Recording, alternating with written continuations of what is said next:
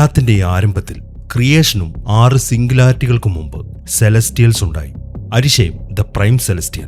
അതാണ് ആദ്യത്തെ സൂര്യനെ സൃഷ്ടിച്ച് പ്രപഞ്ചത്തിലേക്ക് പ്രകാശം വിതച്ചത്. അങ്ങനെ ജീവനുണ്ടായി. ഒരുപാട് വർഷക്കാലം എല്ലാം ബാലൻസ്ഡ് ആയിട്ട് നിലകൊള്ളുകയായിരുന്നു. അങ്ങനെയിരിക്കെയാണ് ഡീപ് സ്പേസിൽ നിന്നും അൺനാച്ചുറൽ ആയിട്ടുള്ള ചില പ്രിഡേറ്റർ സ്പീഷീസ് വരുന്നത്. ഇന്റലിജൻസ് ലൈഫിനെ ഭക്ഷിച്ചുകൊണ്ടിരുന്നവരെ പറഞ്ഞത് ഡീവിയൻസ് എന്നായിരുന്നു.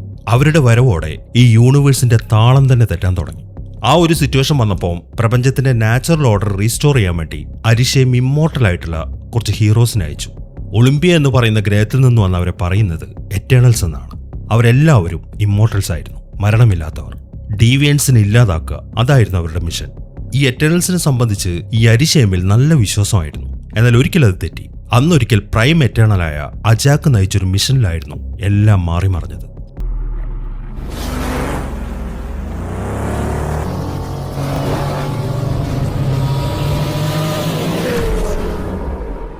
വർഷം BC 5000. ആദ്യം കാണിക്കുന്നത് ഈ എറ്റേണൽസിന്റെ സ്പേസ്ഷിപ്പാണ്. ഈ സ്പേസ്ഷിപ്പിന്റെ പേര് ഡോമോ എന്നാണ്. അതിപ്പോ സൂര്യനെയും കടന്ന് നേരെ ഭൂമിയിലേക്ക് പോയിക്കൊണ്ടിരിക്കുകയാണ്. ഭൂമിയിലെ മനുഷ്യരെ ആ ഡീവിയൻസിൽ നിന്ന് രക്ഷിക്കുക, അതാണ് ഇവരുടെ മിഷൻ. ഈ സ്പേസ്ഷിപ്പിനകത്തായിട്ട് ഈ അരിഷേമിന്റെ ഒരു വലിയ പ്രതിമയുണ്ട്. അതിനകത്തു നിന്നും ഇപ്പൊ ഒരു ഗോൾഡൻ ബോൾ പുറത്തേക്ക് വരാണ്. ആ പ്രതിമയ്ക്ക് ചുറ്റുമായിട്ട് എറ്റേണൽസ് ഇങ്ങനെ നിരന്നിരിക്കുന്നുണ്ട്. അങ്ങനെ ആ ഗോൾഡൻ ബോൾ നേരെ പോകുന്നത് ഇവരുടെ പ്രൈമായ അജേമിന്റെ ശരീരത്തിനുള്ളിലേക്കാണ്. അത് അവളുടെ ശരീരത്തിന്റെ അകത്തേക്ക് കയറിയതും അവൾ കണ്ണു തുറന്നു. ഇവളാണ് ഇവരുടെ കമാൻഡർ. ഈ അരിഷേം സംസാരിക്കുന്നതും ഓർഡർ കൊടുക്കുന്നതും ഇവക്കാണ്. അങ്ങനെ കണ്ണു തുറന്നതിന് ശേഷം സമയമായി എന്നാണ് അവൾ പറയുന്നത്. അതിനെ തുടർന്ന് എല്ലാവരും അവിടെ നിന്ന് എഴുന്നേറ്റിട്ട് ആ സ്പേസ്ഷിപ്പിലെ ഒരു പ്രത്യേക സ്ഥാനത്ത് നിന്ന് നിൽക്കുകയാണ്. അതോടുകൂടെ അവരുടെ ശരീരത്തിലേക്ക് അവരുടെ സ്യൂട്ടൊക്കെ വന്നു. അങ്ങനെ എറ്റേണൽസിൽ ഒരാളിപ്പം ആ സ്പേസ്ഷിപ്പിന്റെ ഒരു വിൻഡോന്റെ അടുത്ത് നിൽക്കുകയാണ്. ഈ സമയം ഒരു ലേഡി അവന്റെ അടുത്തേക്ക് വന്നു. ഇവന്റെ പേര് ഇക്കറിസ് എന്നാണ്. ഇവളുടെ പേര് സെർസി. ഇക്കറിസിന് ഇവളെ കണ്ടപ്പോൾ തന്നെ ഭയങ്കര ഇഷ്ടം തോന്നി. ഈ സമയത്താണ് ഇവർ ആദ്യമായിട്ട് പരിചയപ്പെടുന്നത്. അങ്ങനെ പരിചയപ്പെട്ടതിന് ശേഷം അവരിപ്പോൾ ഭൂമിയിലേക്ക് തന്നെ നോക്കി നിൽക്കുകയാണ്. വളരെ മനോഹരമായിട്ടുള്ളൊരു കാഴ്ചയായിരുന്നത്. ഇനി കാണിക്കുന്നത് ഭൂമിയിലെ മെസപ്പൊട്ടോമിയ എന്ന സ്ഥലമാണ്. അവിടെ കടൽ തീരത്ത് ഒരച്ഛനും മകനും കൂടെ മീനിനെ പിടിക്കുന്നുണ്ട്. അച്ഛനിപ്പോൾ വെള്ളത്തിലേക്ക് ഇറങ്ങി നിൽക്കുകയാണ്. ഈ സമയത്താണ് അവിടുത്തെ മലയുടെ മുകളിൽ നിന്നും 2 ആൾക്കാർ വന്നിട്ട് ഉറക്കെങ്ങനെ അവരോട് കയറി വരാൻ വിളിച്ചു പറയുന്നത്. ആ കാര്യം മകൻ അച്ഛൻ്റെ അടുത്ത് പറയുകയും ചെയ്തു.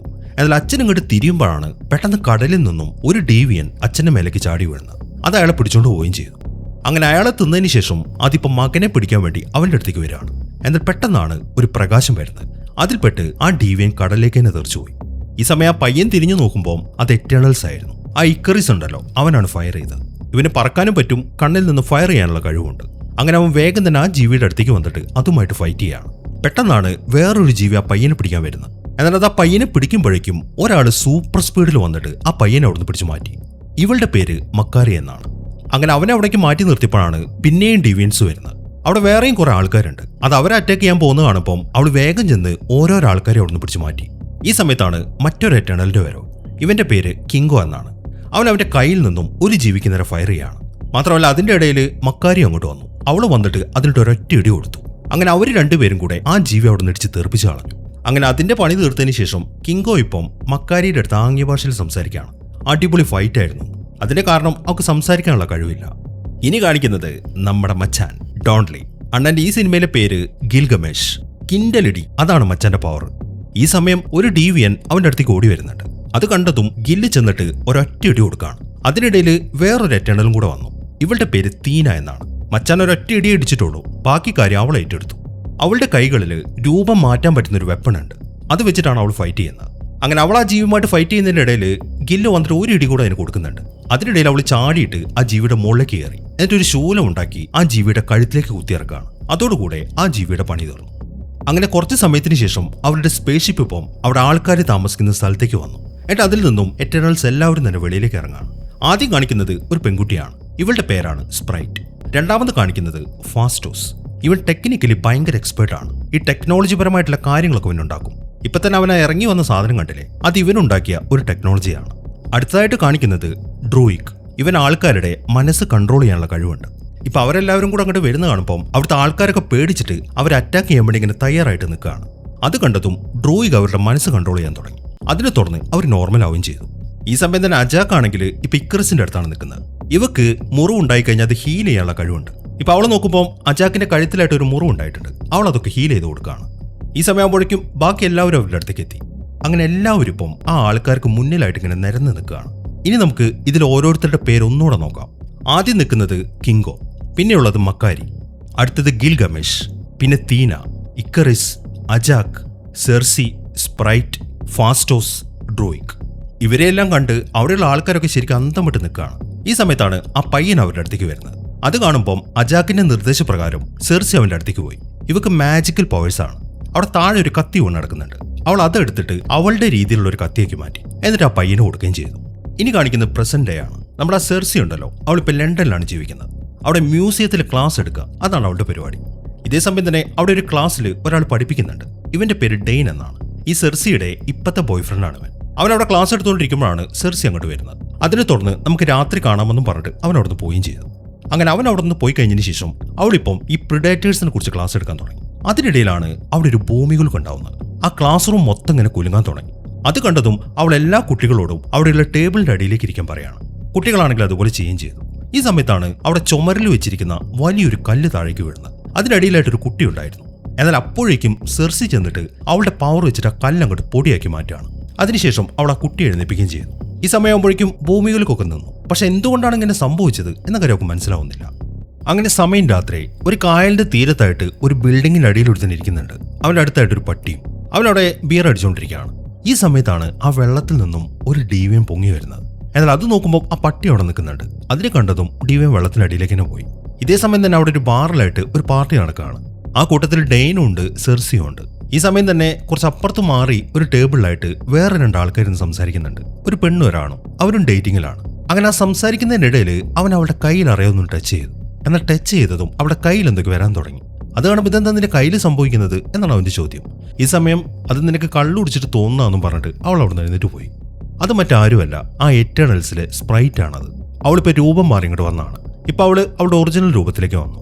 ഇപ്പൊ എറ്റേണൽസിന്റെ കൂട്ടത്തിലെ ഈ സെർസിയും സ്പ്രൈറ്റും ഒരുമിച്ചാണ് ഈ ലണ്ടനിൽ താമസിക്കുന്നത്. അങ്ങനെ അവിടെ ആ പാർട്ടി നടക്കുന്നതിനിടയിൽ ഡെയ്ൻ ഇപ്പൊ സെർസിയെ വിളിച്ചുകൊണ്ട് പുറത്തേക്ക് ഇറങ്ങി. ഇന്ന് അവന്റെ ബർത്ത്ഡേ ആണ്. അതിനുവേണ്ടി അവൾ അവനൊരു റിങ് ഗിഫ്റ്റ് ചെയ്യുന്നുണ്ട്. അങ്ങനെ ആ ഗിഫ്റ്റ് മേടിച്ചതിന് ശേഷം അവനിപ്പോൾ അവളോട് പറയുന്നത്, ഒരുപാട് കാലമായിട്ട് നമ്മളിങ്ങനെ പ്രേമിച്ച് നടക്കാൻ തുടങ്ങിയിട്ട് ഇനി നമുക്ക് ഒരുമിച്ച് താമസിച്ചൂടെ? അവൻ ആ ചോദ്യം കേൾക്കുമ്പോൾ അത് മാത്രം നീ എന്നോട് പറയരുത് എന്നാണ് അവൾ പറയുന്നത്. അതേക്കുമ്പം അതെന്താ, നിന്റെ എക്സ് ബോയ് ഫ്രണ്ടിനെ കുറിച്ച് ഓർത്തിട്ടാണോ? നിന്റെ കാര്യത്തിൽ ചിലതൊക്കെ സ്പ്രൈറ്റ് എന്നോട് പറഞ്ഞിട്ടുണ്ട്. ഒരു 100 വർഷങ്ങൾക്ക് മുമ്പ് നീ നിന്റെ ബോയ് ഫ്രണ്ടുമായിട്ട് ബ്രേക്കപ്പ് ആയില്ലേ? പിന്നെ നിനക്കെന്തോ മന്ത്രവാദമൊക്കെ അറിയാമെന്ന് പറയുന്ന കേട്ടല്ലോ, ഇതൊക്കെ ഉള്ളതാണോ എന്നാണ് അവന്റെ ചോദ്യം. അവൻ ആ കാര്യം ചോദിക്കുമ്പോഴാണ് സ്പ്രൈറ്റ് വന്നിട്ട് അവളെ വിളിക്കുന്നത്. സമയം ഒരുപാടായിപ്പോയി കിടന്ന് ഉറങ്ങണ്ടെന്നും പറഞ്ഞിട്ട്. അതിനെ തുടർന്ന് അവരവിടുന്ന് ഇറങ്ങുകയാണ്. അങ്ങനെ അവർ തിരിച്ചു പോകുന്ന സമയത്ത് ഡെയ്ൻ കുറെ മുന്നിലാണ് നടക്കുന്നത്. അവന് പുറകിലായിട്ടാണ് സെർസിയും സ്പ്രൈറ്റും നടക്കുന്നത്. ഈ സമയം തന്നെ ആ കായലിലൂടെ നേരത്തെ കണ്ട ആ ഡീവിയനും അവരെ ഫോളോ ചെയ്യുന്നുണ്ട്. അതിനെ അവർ കണ്ടിട്ടില്ല. അങ്ങനെ കുറെ നടന്ന് ഒരു സ്ഥലത്തെത്തുമ്പോൾ ആ ഡീവിയൻ ഇപ്പോൾ അവരുടെ മുന്നിലേക്ക് വന്നു. അത് കണ്ടതും സെർസി എന്ത് ചെയ്യുന്നു വെച്ച് കഴിഞ്ഞാൽ അവളുടെ പവർ വെച്ചിട്ട് താഴേക്ക് ഒരു അടി കൊടുക്കുകയാണ്. അതോടുകൂടെ ആ ഡീവിയന്റെ കാലിപ്പം ആ തറയുടെ അടിയിലേക്ക് ഇരുന്നു പോയി. അതിനിപ്പോൾ എഴുന്നേക്കാൻ പറ്റുന്നില്ല. ഈ ഒരു അവസരത്തിൽ അവർ 3 പേരും കൂടെ അവിടെ നിന്ന് ഓടുകയാണ്. എന്നാൽ കുറച്ച് കഴിയുമ്പം ആ തറയൊക്കെ പൊളിച്ചിട്ട് ആ ഡീവിയൻ വെളിയിലേക്ക് വന്നു. എന്നിട്ട് അവർ ഫോളോ ചെയ്യാൻ തുടങ്ങി. അത് ഫോളോ ചെയ്ത് വരുന്ന കാണുമ്പം ബാക്കിയുള്ളവർക്ക് അപകടമാണ് എന്ന കാര്യം സെർസിക്ക് മനസ്സിലായി. അതുകൊണ്ട് അവരെ സേവ് ചെയ്യാൻ വേണ്ടി അവൾ അവിടുത്തെ പാലത്തിന്റെ മുകളിലേക്ക് കയറി. അത് കാണുന്ന ആ ജീവിയും അവളുടെ പുറകെ പോയി. അങ്ങനെ അവളിപ്പോൾ ആ പാലത്തിന്റെ മുകളിലേക്ക് കയറി അവിടുത്തെ ആ റോഡിലൂടെ മുന്നോട്ട് ഓടാണ്. ജീവി അവളെ ഫോളോ ചെയ്യുന്നുണ്ട്. അങ്ങനെ അവൾ ഓടി ഒരു സ്ഥലത്ത് എത്തുമ്പോഴാണ് സ്പ്രൈറ്റ് അവളുടെ അടുത്തേക്ക് വരുന്നത്. സ്പ്രൈറ്റ് അവളുടെ കഴിവ് വെച്ചിട്ട് അവരുടെ കുറെ ഡ്യൂപ്ലിക്കേറ്റ്സിന് ഉണ്ടാക്കുകയാണ്. അതുകൊണ്ട് അവരിൽ ആരാണ് ഒറിജിനൽ എന്ന കാര്യം ആ ജീവിക്ക് മനസ്സിലാവുന്നില്ല. ജീവി ഇങ്ങനെ എന്താണ് സംഭവിക്കുന്നതെന്ന് ആലോചിച്ചുകൊണ്ട് നിൽക്കുകയാണ്. എന്നാൽ കുറച്ച് സമയം കഴിഞ്ഞപ്പം അതിന് സ്പ്രൈറ്റിനെ മനസ്സിലായി. അതുകൊണ്ട് അതിപ്പോൾ സ്പ്രൈറ്റിന്റെ പുറകെ പോവാണ്. എന്നിട്ട് അത് സ്പ്രൈറ്റിനെ പിടിക്കാൻ തുടങ്ങുമ്പോഴാണ് പെട്ടെന്ന് ആ ജീവി തെറിച്ചു പോകുന്നത്. അത് കാണുമ്പം ആർക്കും ഒന്നും മനസ്സിലാവുന്നില്ല. അങ്ങനെ ആ ജീവി തെറിച്ചു വീണ സ്ഥലത്ത് നിന്നും വീണ്ടും അവരുടെ അടുത്തേക്ക് തന്നെ തെറിച്ചു വരികയാണ്. അത് മറ്റാരും ആയിരുന്നില്ല, ഇക്കറിസ് ആയിരുന്നു അത്. അവനങ്ങോട്ട് വരുന്ന കാണുമ്പോൾ സ്പ്രൈറ്റിന് ഭയങ്കര സന്തോഷമായി. കാരണം ഒരുപാട് വർഷങ്ങൾക്ക് ശേഷമാണ് അവളിപ്പോൾ അവനെ കാണുന്നത്. പെട്ടെന്നാണ് ആ ജീവി ഇക്കറിസിനെ പിടിച്ചോണ്ട് പോകുന്നത്. ആ കറക്റ്റ് സമയത്ത് തന്നെ ഒരു ബസ് അവരുടെ അടുത്തേക്ക് വന്നു. അങ്ങനെ ബസ് അവരിൽ ഇടിച്ചിട്ട് അത് മുകളിലേക്ക് തെറിക്കുകയാണ്. അത് കണ്ടതും സേഴ്സി ഓടി ചെന്നിട്ട് ആ ബസ്സിലൊന്നും തൊട്ടു. അതോടുകൂടെ അത് പൊടിയായി പോവുകയും ചെയ്തു. അവൾ ഈ കാണിക്കുന്നൊക്കെ കണ്ട് ഡെയ്ൻ ആണെങ്കിൽ ശരിക്കും അന്തം വിട്ട് നിൽക്കുകയാണ്. അങ്ങനെ ആ ജീവി പിന്നെ ഇക്കറിസിന്റെ അടുത്തേക്ക് വന്നു. അവനാണെങ്കിൽ അതിന് നേരെ ഫയർ ചെയ്യാണ്. ഫയർ ചെയ്ത് കഴിഞ്ഞപ്പം അതിന്റെ കൈയൊക്കെ മുറിഞ്ഞു പോകുന്നുണ്ട്. എന്നിട്ട് ഈ സമയം ആ ജീവി എന്ത് ചെയ്യുന്നു വെച്ച് കഴിഞ്ഞാൽ അതിന്റെ ഒരു പവർ വെച്ചിട്ട് ആ മുറിഞ്ഞു പോയ ഭാഗമൊക്കെ ഹീൽ ചെയ്യാണ്. അത് കാണുമ്പം എല്ലാവർക്കും ശരിക്കും അത്ഭുതമായി. കാരണം ഈ ജീവിക്ക് ഇതിനു മുമ്പ് ഇങ്ങനെ ഒരു പവർ ഇല്ലായിരുന്നു. പിന്നെ എങ്ങനെ ഇതിന് ഈ പവർ കിട്ടി എന്നാണ് അവർ ചിന്തിക്കുന്നത്. അങ്ങനെ ആ ഫൈറ്റിനിടയിൽ അവസാനം ഇക്കറിസ് ആ ജീവിനെ ഫയർ ചെയ്തിട്ട് അവിടുത്തെ വെള്ളത്തിലേക്ക് ഇട്ടു. പിന്നീട് അത് പൊങ്ങി വന്നില്ല. അങ്ങനെ ആ ഫൈറ്റൊക്കെ അവസാനിച്ച് കഴിയുമ്പോൾ ഇക്കറിസ് ആയിരുന്നു സെർസിയുടെ ബോയ് ഫ്രണ്ട് എന്ന കാര്യം ഡെയ്ന് മനസ്സിലായി. അവനിപ്പോൾ ഇക്കറിസിന്റെ അടുത്തേക്ക് എന്നിട്ട് അവനെ സ്വയം പരിചയപ്പെടുത്താണ്. ഈ സമയത്താണ് പോലീസുകാർ അങ്ങോട്ട് വരുന്നത്. അത് കണ്ടതും സ്പ്രൈറ്റ് അവളുടെ പവർ വെച്ചിട്ട് എല്ലാവരെയും അവിടുന്ന് വാനിഷ് ആക്കി. അങ്ങനെ കുറച്ച് സമയം കഴിഞ്ഞു. സെർസിയും ഡെയിനും അവിടെ ഒരു സ്ട്രീറ്റിൽ നിന്ന് സംസാരിക്കുകയാണ്. ഇനിയിപ്പോൾ ഡെയിൻ്റെ അടുത്ത് ഒന്നും തുറന്നു പറയാതിരുന്നിട്ട് കാര്യമില്ല എന്ന കാര്യം അവൾക്കറിയാം. അതുകൊണ്ട് അവൾ ആരാണെന്നും എന്താണ് അവളുടെ മിഷൻ എന്നും എല്ലാ കാര്യങ്ങളും അവൻ്റെ അടുത്ത് പറയാണ്. മാത്രമല്ല 500 വർഷങ്ങൾക്ക് മുമ്പ് ഞങ്ങൾ ഈ ഡീവിയൻസിനെ മൊത്തം കൊന്നു കളഞ്ഞു എന്നാണ് വിചാരിച്ചിരുന്നത്. പക്ഷെ അവറ്റകൾ ഇപ്പോൾ തിരിച്ചു വന്നിരിക്കുന്നു. അതെങ്ങനെയാണെന്ന് ഞങ്ങൾക്ക് മനസ്സിലാവുന്നില്ല എന്നാണ് അവൾ പറയുന്നത്. അതെല്ലാം കേൾക്കുമ്പോൾ അവൻ ചോദിക്കുന്നത്, അല്ല ഇവിടെ എന്തൊക്കെ പ്രശ്നങ്ങൾ നടന്നു, ആ താനോസ് വന്നു, അങ്ങനെ പല പ്രശ്നങ്ങളും, എന്നിട്ട് ആ ഫൈറ്റിലൊന്നും നിങ്ങൾ ആരെയും കണ്ടിട്ടില്ലായിരുന്നല്ലോ എന്നാണ് അവൻ്റെ ചോദ്യം. അതേക്കുമ്പോൾ അവൾ പറയുന്നത്, ഈ ഡീവിയൻസ് അല്ലാതെ മറ്റൊരു പ്രശ്നത്തിൽ ഇടപെടാൻ പാടില്ല എന്ന് ഞങ്ങൾക്ക് സ്ട്രിക്റ്റ് ഇൻസ്ട്രക്ഷൻ ഉണ്ട്. അത് മറ്റൊന്നും കൊണ്ടല്ല, പണ്ട് മുതലേ മനുഷ്യരുടെ എല്ലാ പ്രശ്നത്തിലും ഞങ്ങൾ സഹായിച്ചു പോന്നിരുന്നെങ്കിൽ നിങ്ങൾ ഇന്നത്തെ നിലയിൽ എത്തത്തില്ലായിരുന്നു. അതുകൊണ്ടാണ് ഞങ്ങൾ സൈലന്റ് ആയിട്ട് നിന്നത്. ഓക്കെ, അതും സമ്മതിച്ചു. പക്ഷെ നീ ഇപ്പോൾ പറഞ്ഞല്ലോ കുറെ വർഷങ്ങൾക്ക് മുമ്പ് നിങ്ങൾ ഡീവിയൻസിന് ഇല്ലാതാക്കിയതാണ് വിചാരിച്ചെന്ന്. എന്നിട്ട് എന്തുകൊണ്ട് അന്ന് നിങ്ങൾ തിരിച്ചു പോയില്ല? അത് മറ്റൊന്നും കൊണ്ടല്ല, തിരിച്ചു പോകാനുള്ള ഒരു നിർദ്ദേശം ഞങ്ങൾക്ക് കിട്ടിയില്ല. അതുകൊണ്ടാണ് ഞങ്ങൾ ഇവിടെ തന്നെ നിന്നത് എന്നാണ് അവൾ പറയുന്നത്. ഓക്കെ, അതൊക്കെ എന്തെങ്കിലും ആവട്ടെ. ഇനി നിന്റെ ബോയ് ഫ്രണ്ടിനെ കുറിച്ച് പറ. എന്തുകൊണ്ടാണ് നിങ്ങൾ ബ്രേക്കപ്പ് ആയത്? അതേക്ക് അവൾ പറയുന്നത്, ഒരു 5000 വർഷം ഞങ്ങൾ തമ്മിൽ പ്രണയിച്ചു, ഒരുമിച്ചായിരുന്നു. അതിനിടയിൽ ഒരു ദിവസം അവൻ എന്നെ ഇട്ടിട്ട് പോയി. അവൻ തിരിച്ചു വരും എന്നാണ് ഞാൻ വിചാരിച്ചിരുന്നത്, പക്ഷെ വന്നില്ല. അതുകൊണ്ട് ഞാനും അതൊക്കെ ഒഴിവാക്കിയിട്ട് ഇങ്ങോട്ട് പോകുന്നതാണ് എന്നാണ് അവൾ ഇതിന് മറുപടി പറയുന്നത്. അങ്ങനെ എറ്റേണൽസ് 3 പേരും അവരുടെ സ്ഥലത്തേക്ക് എത്തി. ഈ സമയം സെർസി പറയുന്നത്, എങ്ങനെയായിരിക്കും ആ ഡീവിയന് ഹീൽ ചെയ്യാനുള്ള പവർ കിട്ടിയത്? ഇതിനു മുമ്പ് അതിനങ്ങനെ ഒരു പവർ ഇല്ലായിരുന്നല്ലോ.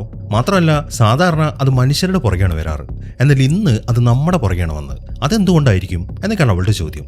അതേക്ക് ഇക്രിസ് പറയുന്നത്, ഒരു ഭൂമികുലുക്കം ഉണ്ടായത് കണ്ടിട്ടാണ് ഞാൻ ഇങ്ങോട്ട് പോകുന്നത്. എന്നാൽ ഞാൻ ഇങ്ങോട്ട് വന്നപ്പോൾ കണ്ടതോ ആ ഡീവിയനെ. അതെന്തുകൊണ്ടാണെന്ന് എനിക്കും അറിയത്തില്ല എന്നാണ് അവൻ പറയുന്നത്. അതേക്കുമ്പോൾ എന്തായാലും ഇതൊരു കോയിൻസിഡൻസ് ആവാൻ ഒരിക്കലും ഒരു സാധ്യതയില്ല. എന്തോ ഭൂമിയിൽ സംഭവിക്കാൻ പോകുന്നുണ്ട്. അതുകൊണ്ട് ഉടനെ തന്നെ നമുക്ക് ബാക്കിയുള്ളവരെ കൂടെ കണ്ടുപിടിക്കണം എന്നാണ് അവൾ പറയുന്നത്. ഇനി കാണിക്കുന്നത് വർഷം BC 575. എറ്റേണൽസ് ഇപ്പോൾ കുറച്ച് ഡീവിയൻസുമായിട്ട് ഫൈറ്റ് ചെയ്തുകൊണ്ടിരിക്കുകയാണ്. അതിനിടയിലാണ് ഒരു ഡീവിയൻ നമ്മുടെ ഗില്ലിന്റെ അടുത്തേക്ക് വരുന്നത്.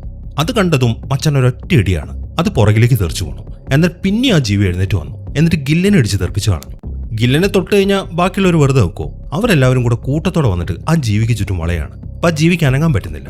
അതിനിടയിൽ ഗില്ല് വന്നിട്ട് ഒറ്റ ഇടി കൂടെ കൊടുത്തു. എന്നാൽ അത് താഴേക്ക് വീഴുമെങ്കിലും പിന്നെ എഴുന്നേറ്റ് വന്നു. അത് കാണുന്ന ഗില്ല് അതിന് മൂന്നിക്കിട്ട് ഒരൊറ്റ അടി കൊടുത്തു. അതോടുകൂടെ ആ ജീവി പടമായി. അങ്ങനെ സക്സസ്ഫുൾ ആയിട്ട് തന്നെ ഈ ഒരു ഫൈറ്റിലും എറ്റേണൽസ് ജയിച്ചു. അങ്ങനെ ആ ഫൈറ്റൊക്കെ കഴിഞ്ഞതിന് ശേഷം അജാക്ക് ഇപ്പോൾ ഒരു സ്ഥലത്തേക്ക് വന്നു. എന്നിട്ട് അവളെ കണ്ണുകൾ അടയ്ക്കുകയാണ്.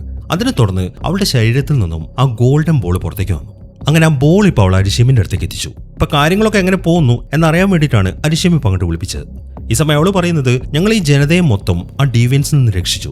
പക്ഷെ എന്തോ ഈ പ്ലാനറ്റിൽ ഒരു സ്പെഷ്യാലിറ്റി ഞങ്ങൾ കാണുന്നുണ്ട്. വല്ലാത്തൊരു അറ്റാച്ച്മെന്റ് തോന്നുകയാണ് ഇവിടെ എന്നാണ് അവള് പറയുന്നത്. അതേക്കുന്ന അരിഷേം പറയുന്നത്, നിങ്ങളുടെ മിഷൻ ഈ ഒരൊറ്റ ഗ്രഹത്തിലുള്ളതല്ല, അത് ഈ ഗാലക്സി ഉടനീളം ഉള്ളതാണ്. പല ഗ്രഹങ്ങളിലേക്ക് നിങ്ങൾക്ക് പോകേണ്ടതുണ്ട്. അവിടുത്തെ വിജയങ്ങളിൽ നിന്നാണ് നിങ്ങൾ ഓരോന്ന് പഠിക്കുന്നത്. അതുകൊണ്ട് ഒരു ഗ്രഹവുമായിട്ട് ഒരു അറ്റാച്ച്മെന്റും പാടില്ല എന്നാണ് അരിഷേം പറയുന്നത്. അവളാണെങ്കിൽ അതിന് ഓക്കെ പറയുകയും ചെയ്യുന്നു. അങ്ങനെ മീറ്റിംഗ് കഴിഞ്ഞതിന് ശേഷം അജാക്ക് ഇപ്പം ബാക്കിയുള്ളവരുടെ അടുത്തേക്ക് എത്തി. ഈ സമയം ഫാസ്റ്റോസ് അവിടെ നിൽക്കുന്നുണ്ട്. അവനിപ്പം പുതിയൊരു ഡിസൈൻ ഉണ്ടാക്കിയിരിക്കുകയാണ്. അതൊരു സ്റ്റീം എഞ്ചിൻ ആയിരുന്നു. ഇപ്പൊ അജാക്കിനെ കാണുമ്പോൾ അവൻ പറയുന്നത്, ഇത് മനുഷ്യരിലേക്ക് എത്തിക്കുകയാണെങ്കിൽ അവർക്ക് അവരുടെ ജോലി ചെയ്യാൻ കുറച്ചുകൂടെ എളുപ്പമായിരിക്കുന്നതാണ്. എന്നാൽ ഈ സമയം ഡ്രോയിഗ് അവിടെ ഇരിക്കുന്നുണ്ട്. അവൻ പറയുന്നത്, മനുഷ്യൻ ചക്രങ്ങൾ ഉപയോഗിക്കാൻ തുടങ്ങിയിട്ട് തന്നെ കുറച്ച് വർഷങ്ങളെ ആയിട്ടുള്ളൂ. നിന്റെ ഈ ഡിസൈൻ വളരെ കോംപ്ലിക്കേറ്റഡ് ആണ്. ഇതൊക്കെ ഇപ്പോൾ അവരുടെ അടുത്തേക്ക് കൊണ്ടു കൊടുത്തു കഴിഞ്ഞാൽ അവർക്കൊന്നും മനസ്സിലാവത്തില്ല എന്നാണ് അവൻ പറയുന്നത്. അജാക്ക് അത് ശരിവയ്ക്കുകയും ചെയ്തു. അവളും കൂടെ അങ്ങനെ പറഞ്ഞപ്പം അവൻ ആ ഡിസൈൻ ഒഴിവാക്കി. അതിനു പകരം അവൻ മറ്റൊരു ഡിസൈൻ ഉണ്ടാക്കി. അത് ഈ നില ഉഴുതു മറിക്കുന്ന കലപ്പയുടെ ഒരു ഡിസൈൻ ആയിരുന്നു. അത് വളരെ സിമ്പിൾ ആയിട്ടുള്ള ഒന്നാണ്. മാത്രമല്ല ഇത് മനുഷ്യർക്ക് ശരിക്കും ഉപകാരപ്പെടും. അതുകൊണ്ട് അവരത് അപ്രൂവ് ചെയ്യുകയും ചെയ്തു. അങ്ങനെ സമയം രാത്രി. എറ്റേണൽസ് എല്ലാവരും ഇപ്പൊ അവിടുത്തെ മനുഷ്യരുടെ കൂടെ ഒരു പാർട്ടിയിലാണ്. ഈ സമയം എന്തൊക്കെയോ ചില സാധനങ്ങൾ അടിച്ചു മാറ്റിക്കൊണ്ട് മക്കാരി അങ്ങോട്ട് എത്തി. അതിപ്പം അവൾ അവിടുത്തെ ടേബിളിലേക്ക് ഇട്ടു. ഈ സമയത്താണ് അവിടെ ഇരിക്കുന്ന ഒരാള് അവൾ അറിയാതെ അതിൽ നിന്നൊരു സാധനം അടിച്ചു മാറ്റുന്നത്. എന്നാൽ ഈ മക്കാരിക്ക് ഇങ്ങനെയുള്ള കാര്യങ്ങളൊക്കെ സെൻസ് ചെയ്യാൻ പറ്റും. അതുകൊണ്ട് അയാൾ അത് എടുത്തപ്പോൾ തന്നെ അവളത് പിടിച്ചു. അതിനിടയിലാണ് കുറച്ച് ആൾക്കാർ അപ്പുറത്ത് കിടന്ന് ഫൈറ്റ് ചെയ്യുന്നത്. അത് കണ്ടതും ഡ്രോയിഗ് എഴുന്നേറ്റു. എന്നിട്ട് അവരുടെയൊക്കെ മനസ്സ് കൺട്രോൾ ചെയ്യാണ്. അതിനെ തുടർന്ന് അവന്മാർ സ്വയം തല്ലാൻ തുടങ്ങി. എന്നിട്ട് പരസ്പരം കെട്ടിപ്പിടിക്കുകയും ചെയ്തു. ഇതെല്ലാം കാണുമ്പോൾ മക്കാരി അവൻ്റെ അടുത്ത് പറയുന്നത്, മനുഷ്യർ തമ്മിലുണ്ടാവുന്ന പ്രശ്നങ്ങളിൽ ഇടപെടരുത് എന്ന് അജാക്ക് നിന്നോട് പറഞ്ഞിട്ടില്ലേ, പിന്നെ എന്തിനാണ് നീ അതിൽ ഇടപെട്ടത് എന്നാണ് അവള് ചോദിക്കുന്നത്. അതേക്ക് അവൻ പറയുന്നത്, ഒന്നും മോഷ്ടിക്കാൻ പാടില്ല എന്നും അജാക്ക് പറഞ്ഞിട്ടുണ്ടല്ലോ, എന്നിട്ട് നീ അതനുസരിച്ചോ?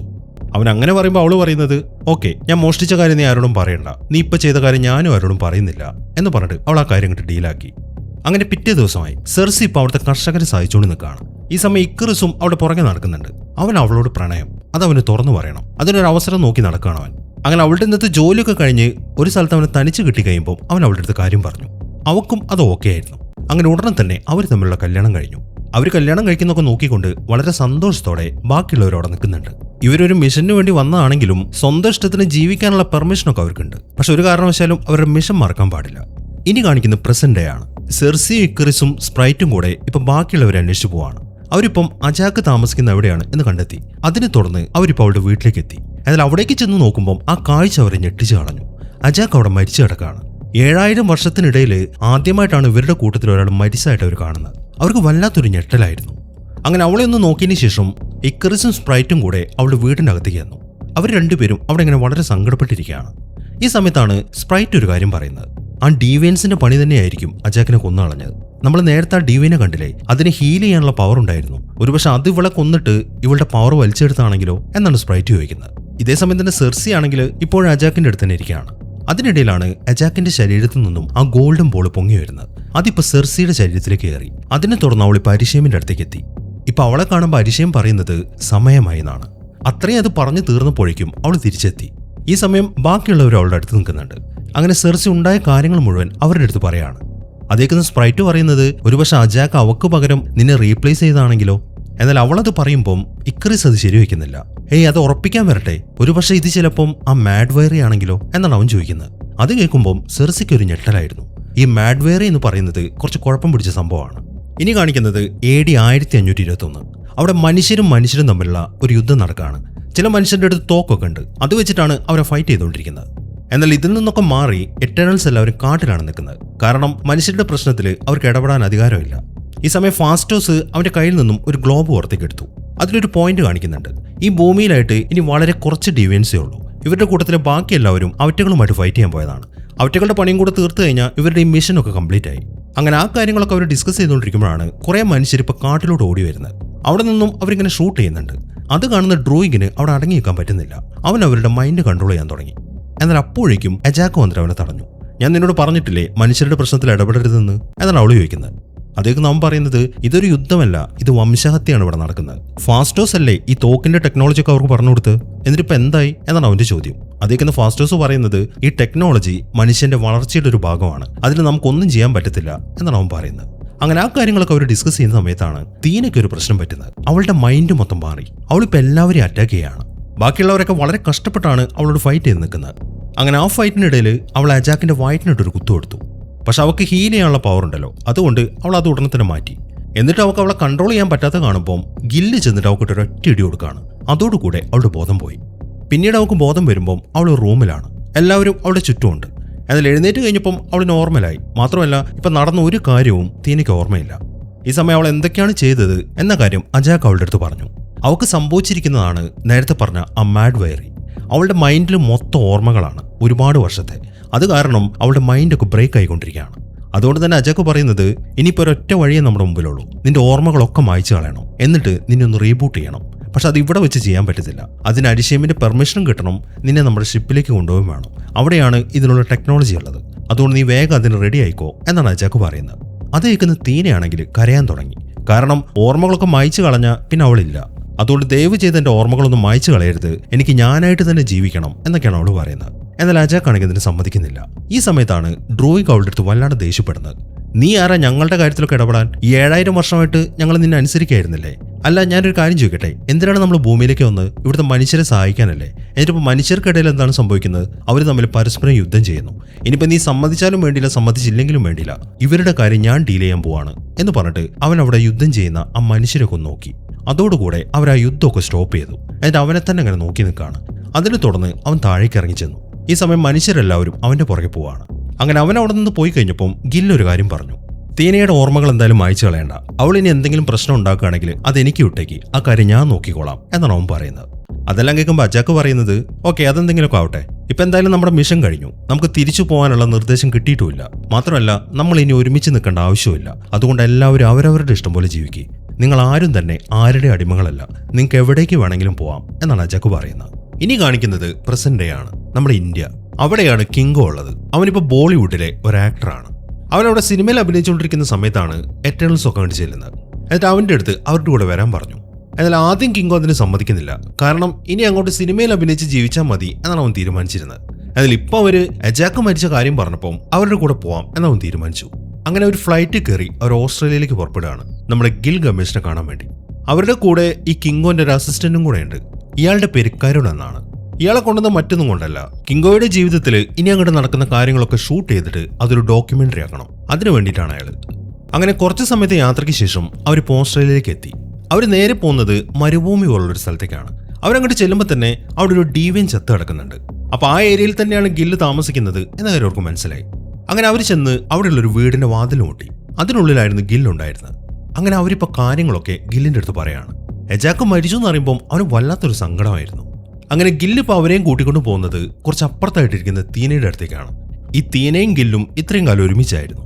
ഇവളാണ് ആ ചത്ത് കിടക്കുന്ന ഡീവിയനെ കൊന്നത്. അതുകൊണ്ട് തന്നെ അവൾക്ക് മറ്റേ ആ മാഡ് വയർ ഉണ്ടല്ലോ, അതിപ്പോൾ ട്രിഗർ ആയിട്ടുണ്ട്. ഇപ്പോൾ അവൾ അവിടെ ഉള്ളൊരു പേപ്പറിൽ എന്തൊക്കെയോ വരച്ചുകൊണ്ടിരിക്കുകയാണ്. അങ്ങനെ ഗില്ല് ചെന്നിട്ട് അവളെ വിളിച്ചു. അത് പെട്ടെന്നാണ് അവൾ എഴുന്നേറ്റിട്ട് ഒരു സ്പിയർ ഉണ്ടാക്കുന്നത്. എന്നാൽ അത് വെച്ച് കുത്താൻ തുടങ്ങുമ്പോഴേക്കും ഗില്ല് അവളെ തടഞ്ഞു. ഈ സമയം അവൾ പറയുന്നത് സെന്റോറി എന്ന് പറയുന്ന ഒരു ഗ്രഹം നശിക്കുന്ന കാര്യമാണ്, അതിലുള്ള ആരെയും അവർക്ക് രക്ഷിക്കാൻ പറ്റിയില്ല എന്ന്. അത്രയും പറഞ്ഞതിന് ശേഷം അവൾ മറ്റൊരു ആയുധം കൂടെ എടുത്തു. എന്നാൽ ഈ സമയത്താണ് സ്പ്രൈറ്റ് ഒരു മാജിക് കാണിക്കുന്നത്. അതിനെ തുടർന്ന് അവരെല്ലാവരും ഇപ്പൊ അവരുടെ സ്ഥലത്തേക്ക് എത്തി. അങ്ങനെ അവിടെ വെച്ചിട്ട് അവർ കാര്യങ്ങളൊക്കെ പറഞ്ഞിട്ട് തീനെ കൺവിൻസ് ചെയ്യാണ്. അതിനെ തുടർന്ന് അവൾ നോർമൽ ആവുകയും ചെയ്തു.